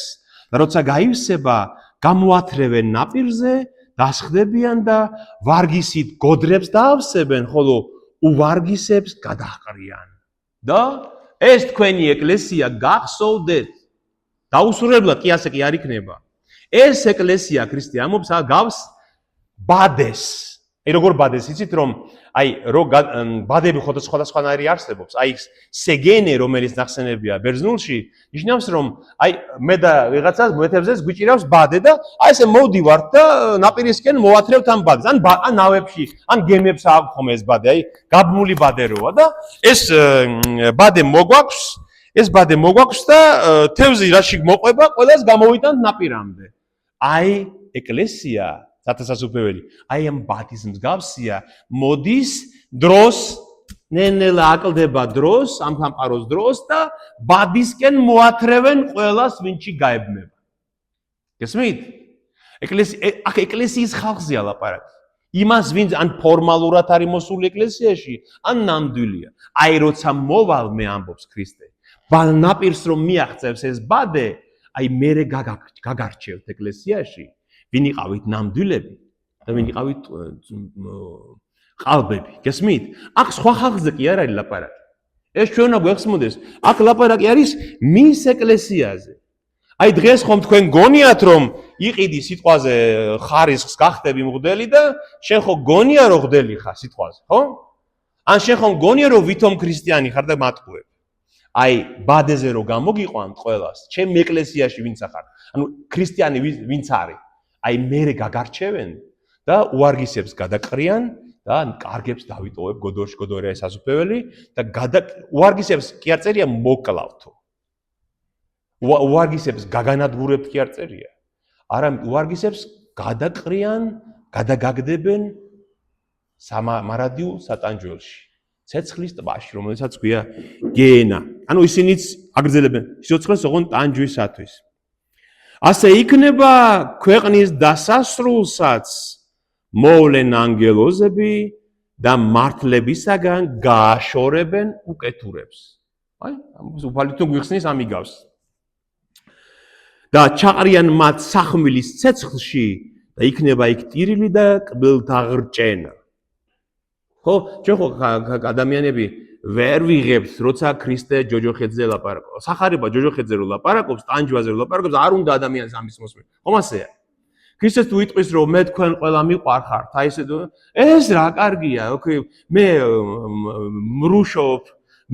მრუშობ, ცოდვას ჩავდივარ, ვიტყუები, მლიქნელი ვარ, მექთამი ვარ, მაგრამ ქრისტეს ვუყვარ ვარ მაინც. ეს ხო კაის მოსასმენია, ხო? მაგრამ ქრისტეს სატანჯველზეც არანაკლებად ლაპარაკობს. ჩაყრიან მათ სახმილში, ცეცხლის სახმილი არის ცეცხლის ღუმელი და იქნება იქ ტირილი და კბილთა ღრჭენა. ტირილი და კბილთა ღრჭენა რას ნიშნავს? ტირილი არის სიმბოლო სულიერი ტანჯვისა, ხო? და კბილთა ღრჭენა არის სიმბოლო სხეულებრივი ტკივილის. სიმწრის სიმბოლოა, გესმით? ანუ ის საბოლოო სატანჯველი სულიერი კი არ იქნება მხოლოდ, იქნება ყველანაირი სულიერ შვინვერ ხორციელი. აი ამას ამბობს უფალი, იმიტომ რომ მარადიულ ცხოვრებაში ყველა შევა მთლიანი, სულით, ხორცით და სამშვინველით. ზოგი სასუფეველში, ზოგი მარადიულ სატანჯველში. ამას ჩვენ არ მომვდოდლები. ამას ამბობს იესო ქრისტე, ძაღმერთი მესია, რომელიც მოვიდა ისრაელში.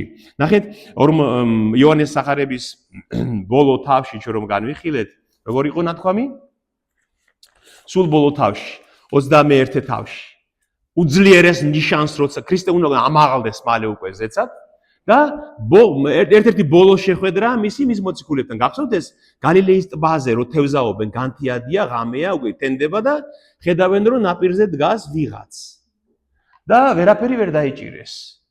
და რო დაინახეს, რომ ვიღაც დგას, შვილებო, გააქვთ რამე საჭმელი, იქიდან ეძახის უფალი. დრეთით აღმდგარია უკვე იესო ქრისტე. ეს არის მისი მერვე სასწაული იოანეს სახარებაში გამოცხადება მოწაფეებთან. და რომ გაიგონეს მისი ხმა, ერთმანეთს ეუბნებიან, ეს ნამდვილად უფალიაო, რა ხმა იცნეს მისი ხმა. და პეტრე გადახდა ნავიდან, იმიტომ რომ შეძრწუნდა, რომ უფალი გამოეცხადა მათ. ხო და რომ გავიდნენ ნაპირზე და ქრისტე უნება გააქვთ რამე, არაფერი ეუბნება. და მოდით და ისაუზმეთ ეუბნება ქრისტე, იმიტომ რომ უკვე ნახავენ რომ მათ ვერაფერი ვერ დაიჭირეს, მაგრამ ნაკვერცხალზე შემწვარი თევზი უკვე დევს და პური. ანუ ღმერთი უკვე აძლევს მათ საჭმელს. თქვენი თევზაობა მე არ მჭირდება ეუბნება უფალი. კაცთა მებადურები ხართ თქვენ. აი ის ბადე, რომელზეც დღეს ვილაპარაკეთ, ის ბადე უნდა ატაროთ თქვენ მსოფლიოში, რომ დაიჭიროთ ადამიანებიც სასუფეველისათვის და შემდეგ როცა ეუბნება რომ მარჯვნივ გადააგდეთ ბადე და დაიჭერთ და დაიჭერენ იმდენ თევზს რომ ვერ გამოაქვთ სიმძიმისგან, ხო? და გამოიტანენ და დათვლიან თევზებს და 153 ცალია. ხანდახან სვამენ ხოლმე კითხვას რომ ეს 153 რას ნიშნავს? რატომ არ 153? ხო აი რო იყოს 12 ვიტყვით რაღაცა 150 არაფერს თევზები ითვლიდნენ თევზს და როგორც იმ დროს დაითვალეს თევზი მეორად მოსვლისას ქრისტე ამბობს რომ ყველას დავითვლი სათითაოდ. ყველას. და როცა ქრისტე მიდის უკვე მათგან და მათ ტოვებს კაცთა მებადურებად, აი ამ ბოლო უძლიერეს ნიშანს აძლევს სასწაულს, რომ იცოდეთ თქვენ ხართ კაცთა მებადურები. და ეს ბადე უნდა ატაროთ, რომ იქ მოაქციოთ ისინი, ვინც ჩემს სასუფეველში უნდა შევიდეს. და 51 მუხლი მთავრდება, სულ 4 მუხლიღა დაგვრჩა. ხოლო იესომ უთხრა მათ, ეს იგავები დაასრულა უფალმა და ნახეთ რაზე კითხება. გესმით თუ არა ეს ყველაფერი? აი ხანდახან უდელიც ამბეონიდან ხო გეკითხებათ ხოლმე. გესმით ეს ყველაფერი? ხო და რაღაცნაირად მე შენ შემომცეს 1-2 რომ ხალხსო მასე ნუ ეუნებიო. იმიტომ რომ ხალხი წუხდებაო მაგითიო, იმიტომ რომ რაღაცა თუ არ იციან, მე წუხდებაო რომ ხო წუხდებაო რომ აი არ ვიცით და რა სირცხვილია რომ არ ვიცითო. ხო და სახარება გვასწავლის რომ ეს ასე არ არის. ქრისტე ეუბნება, გესმით თუ არა ეს ყველაფერი რაც გითხარითო? და მათ მიუგეს, დიახ უფალო, გვესმისო, ანუ გიო. ხოლო იესომ უთხრა მათ, ამიტომ ყოველი მწიგნობარი, რომელიც სათა სასუფეველის მოწაფე გახდა, მსგავსია სახლის პატრონისა, რომელსაც თავისი საუნჯიდან გამოაქვს ახალიცა და ძველიც. ნახეთ, მოწაფეებმა რომ უთხრეს, კი გვესმისო, სწორი უთხრეს. როგორ გონიათ? რა თქმა უნდა, შეუძლებელია მოწაფეებს ეს 7 იგავი ყველაფერი გაეგოთ ერთ საუბარს. ხო შეუძლებელია. მაგრამ რატო უთხრეს გვესმითო? არა, იმიტომ რომ ის სიბრძნე აქვთ მათ, რომ არ წავლენ არსად, სანამ ბოლომდე არ გაიგებენ ამას. სურვილი აქვთ, ხო? არსად არ წავალთ უფალო, სანამ ბოლომდე კი გვესმის. გესმით? ჩვენც ხო გამოგვიცდია ეს, რომ აი ბოლომდე არ გვესმის, მაგრამ კი გვესმის, იმიტომ რომ უნდა ბოლომდე გავიგოთ. აი ეს არის მათი სიბრძნე. გესმით? აი ეს არის მათი. იოანეს სახარებაში არის გახსოვთ, ჩვენ რო განვიხილეთ მეხუთე თავში, რომ როცა ლაპარაკობს ის პურზე, ზიარებაზე, რომ მე ვარ ზეციდან ჩამოსულ პური. ხო გახსოვთ ეს? და მეექვსე თავში და ვინც არ შეჭამს ჩემს ხორცს და არ დალევს ჩემს სისხლს. ხო გახსოვთ ეს ადგილი? ვერ შევა სასუფეველში და ბევრი იუდეველი დაბრკოლდაო. ეს არის მეექვსე თავის 66 მუხლი ნახეთ. ზოგი იუდეველი დაბრკოლდა და ჩამოშორდა მას. ზოგადად მოწაფე მიატოვა იგიო. და იესომ უთხრა 12-ს, თქვენც ხომ არ გინდათ წასვლაო? თქვენც ხომ არ დაბრკოლდით თუ ამის გამო? და რომ ვერ გაიგეს ის სიტყვები, ჩემ ხორცს თუ არ შეჭამთ, რას ნიშნავს? ვერ გაიგეს. და პეტრე რას ეუბნება, ნახეთ? აი პეტრე იმიტომ დარჩა ბოლომდე მასთან. პეტრე ეუბნება, უფალო, ვისთან წავიდეთ? საუკუნო სიცოცხლის სიტყვები შენა გაქვს და ჩვენ ვიწამეთ და შევიცანით რომ შენა ხარ ქრისტე ძეცოცხალი ღმრთისა. სად წავიდეთ ეუბნება პეტრე? მეტი ვინ აგვიხსნის ამას, რასაც შენ გვეუბნები. ამიტომ არსად არ წავალთ, სანამ ყველაფერს არ გავიგებთ და მართლაც ყველაფერი შეიცნეს და გაიგეს მათ. ამიტომ ეუბნებიან, კი, ყველაფერი გვესმით. თქვენც ამიტომ გდელი რომ კითხავთ რომ გაიგეთ, მოგეთ, კი, გავიგეთ. გავიგეთ. იმიტომ ეს უკვე მზადყოფნას გამოხატავს, რომ მე აუცილებლად ამას არ მოვეშვები, სანამ არ გავიგებ, ესმით? შეიძლება მე კითხვები იყოს, მაგრამ განწყობა უნდა იყოს ესეთი. და როცა დაასრულა იესომ ეს იგავი წავიდა იქიდან. ეს გამოგჩა ნახეთ და ის ყველა მწიგნობარი, ანუ ყველა რჯულის მცოდნე, ძველი აღთქმის მცოდნე, ვინც ცათასასუფეველის მოწაფე გახდა, ვინც ეკლესიის წევრი გახდა, გავს იმ ჭკვიან კაცს, ვისაც ორი ის აქვს საწყობი, ორი ძვირფასი საწყობი აქვს, ძველი და ახალი. და ამ თავის სიბრძნისთვის იქიდანაც იღებს, აქედანაც იღებს. გესმით? აი ჩვენ ხომ ჩვენი ხშირად ჩემთვის ვთქვამთ ხოლმე, მამაო ძველ აღთქმას რატო ასწავლი ხალხსო? ჩვენი წიგნი ახალი აღთქმა, ეგ ებრაელებისაა. გესმით? ჩვენი წიგნი ახალი აღთქმაო. არა. ჩვენ ვართ ის ბრძენი ხალხი, ვიც ძველიდანაც ვიღებთ სიმდიდრეს და ახლიდანაც ვიღებთ და ეს ერთად არის ის დიდებული განგებულება, რომელიც აღსრულდა ჩვენ თავს. ხომ ასეა? აი ამას ამობს იესო ქრისტე. და როცა დაასრულა იესომ ეს იგავნი, წავიდა იქიდან და მივიდა თავის მამულში და ასწავლიდა მათ სინაგოგაში, ისე რომ უკვირდათ მათ და ამბობდნენ, ვინ მისცა მას ესოდენი სიბრძნე და ძალა? განა ხუროს შვილი არ არის? განა დედამის არ ქვია მარიამი? ხოლო მის ძმებს იაკობი და იოსე, სიმონი და იუდა? და განა ჩვენთან არ არიან მისი დები? ვინ მისცა მას ყოველივე ეს? და ცდებოდნენ მასში, ხოლო იესომ უთხრა მათ, არ არის წინასწარმეტყველი პატივის გარეშე, თუ არა თავის მამულში და თავის სახლში და არ მოუხდენია იქ მრავალი სასწაული მათი ურწმუნოების გამო. და მთავრდება ასე ეს თავი. ნახეთ, თავის მამული რომელი იყო? სად მივიდაო? ნაზარეთში, აი, ნაზარეთ. ხედავთ? აქ კაპერნაუმი, ის ქადაგება, სადაც ეს აიგავებს ლაპარაკობს, არის კაპერნაუმში, შემდეგ მივიდა ნაზარეთში, სადაც ის აღიზარდა და იქ რომ მივიდაო, იმ სოფლელებმა როგორც ჩანს, არ მიიღეს, არ ირწმუნეს.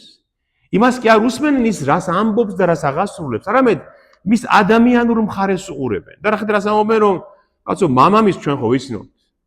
ხურო არ არის, მამამისი ხელოსანი არ არის ჩვენ სოფელში? დედამისაც ხო ვიცნობთ, მის ძმებსაც, მის დებსაც და საიდან უნდა კონდეს მას ასეთი სიბრძნე? ანუ საიდან აქვს, ვინ მისცა მას ეს სიბრძნე? და ცდებოდნენ მასში. და კიდევ რა იყო პრობლემა, იცით რომ ყველა იუდეველი ბავშვისთვის ღია იყო სინაგოგაში სწავლის კარი. მოძღვრები, რაბინები განსაკუთრებით აფრთხილებდნენ ყველას, აი ნათქვამიც არის, რომ მთელ ისრაელში დააგზავნესო კაცრი გაფრთხილებაო, რომ ფრთხილად იყავითო, ღარიბი იუდეველები, შვილები არ დაჩაგროთო სინაგოგებში, სკოლებშიო, ღარიბებსაც ასწავლეთო, იმიტომ რომ თქვენ არ იცითო ნათელიო, ჯულის ვისგან აღმოფწყინდებაო.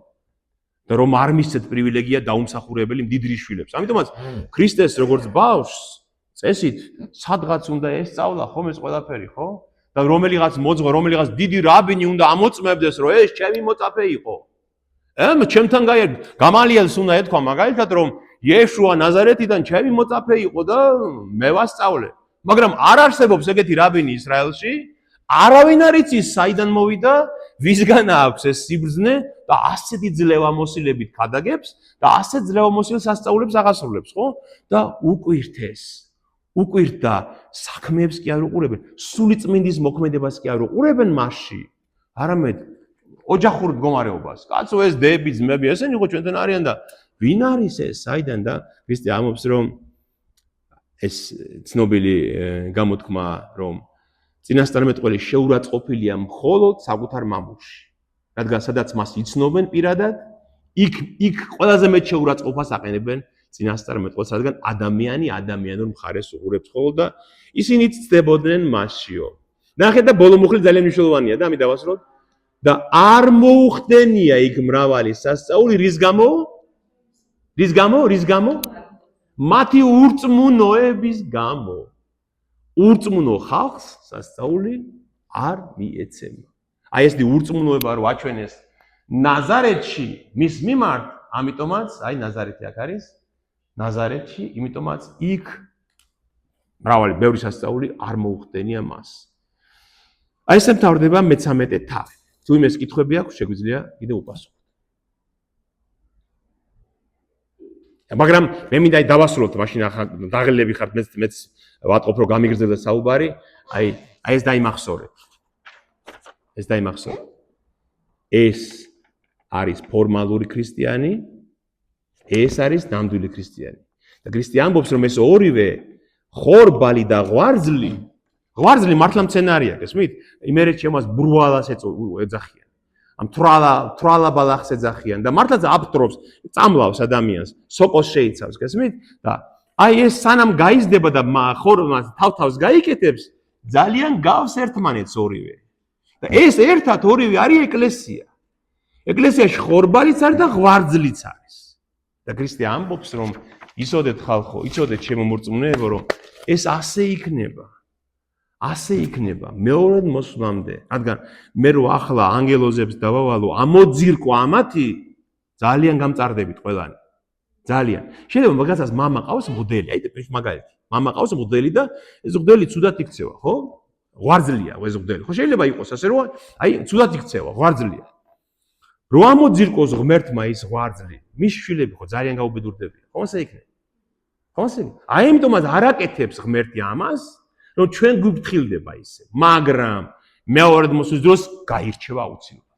იქ აღარ იქნება მორიგდება არც შვილის, არც მამის, არც დის, არც ძმის. და მეორე, დავიმახსოვრეთ ესეც რომ ეკლესია არის ჩემი მარგალიტი, ამბობს ღმერთი. ეკლესია არის ჩემი განძი, რომელიც მე წინასწარ სანამ შევქმნიდი სამყაროს, ეს მარგალიტი და ეს განძი მე წინასწარ დავინახე, რომ იქიდო. გესმით? შემდეგ მე ზეცაში ვიყავი მამახთან, ძეღმერთი ამბობს. ყველაფერი გავყიდე, ყველაფერი დავთმე ჩემი დიდებიდან, მოვედი ამ ყანაში, რომ ეს ჩემი გამხდარიყო. ეს მარგალიტი მეყიდა, ან ეს ყანაში დაფლული განძი ჩემი გამხდარიყო.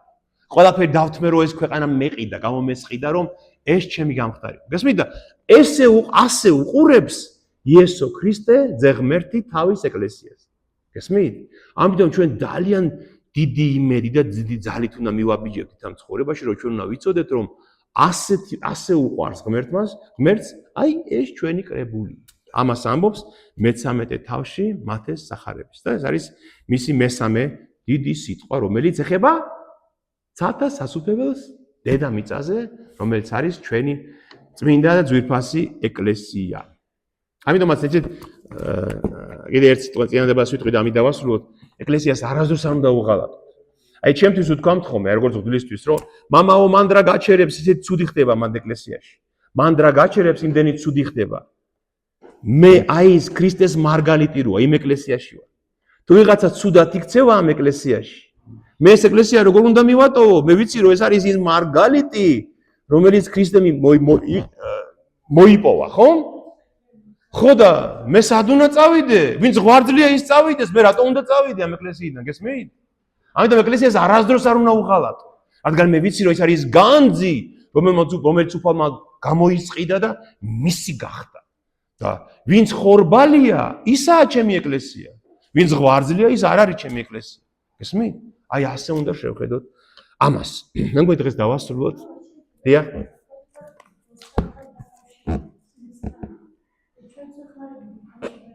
დიახ.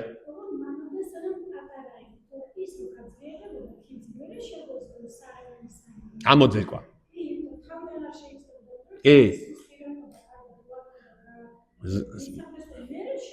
აი სწორია, რა კარგი რაღაცა თქვი, რა კარგი რამ თქვი შენ ახლა. რა კარგი რამ თქვი. ანუ როცა მწიფე იყო. როცა დიდი იყო. ხო და უყურე, აი ის როცა შენ უკვე ამოძრობა შეგეძლო, ემთხვევა ჩვენთან რომელ დროს? კი ის დროს. ზუსტად. აი ეგ დრო ემთხვევა ქრისტეს მეორედ მოსვლის დროს. მაშინ უკვე შეიძლება იმის ამოძრობა, იმიტომ რომ უკვე დიდია. უნდა აუცილებლად გავარჩიოთ ერთმანეთს. ხო, მაგრამ პატარა როა ვერ ვატყობ და შეიძლება ამოუძიძგნოთ ის სხვით და გავაფუჭოთ. მოყვებოდ. ზუსტად ეგრეა, აი ასფალტურად სწორი. დიდება ღმერთს და მადლობა თქვენ ყურადღებისთვის, დაგლოცოთ ღმერთმა.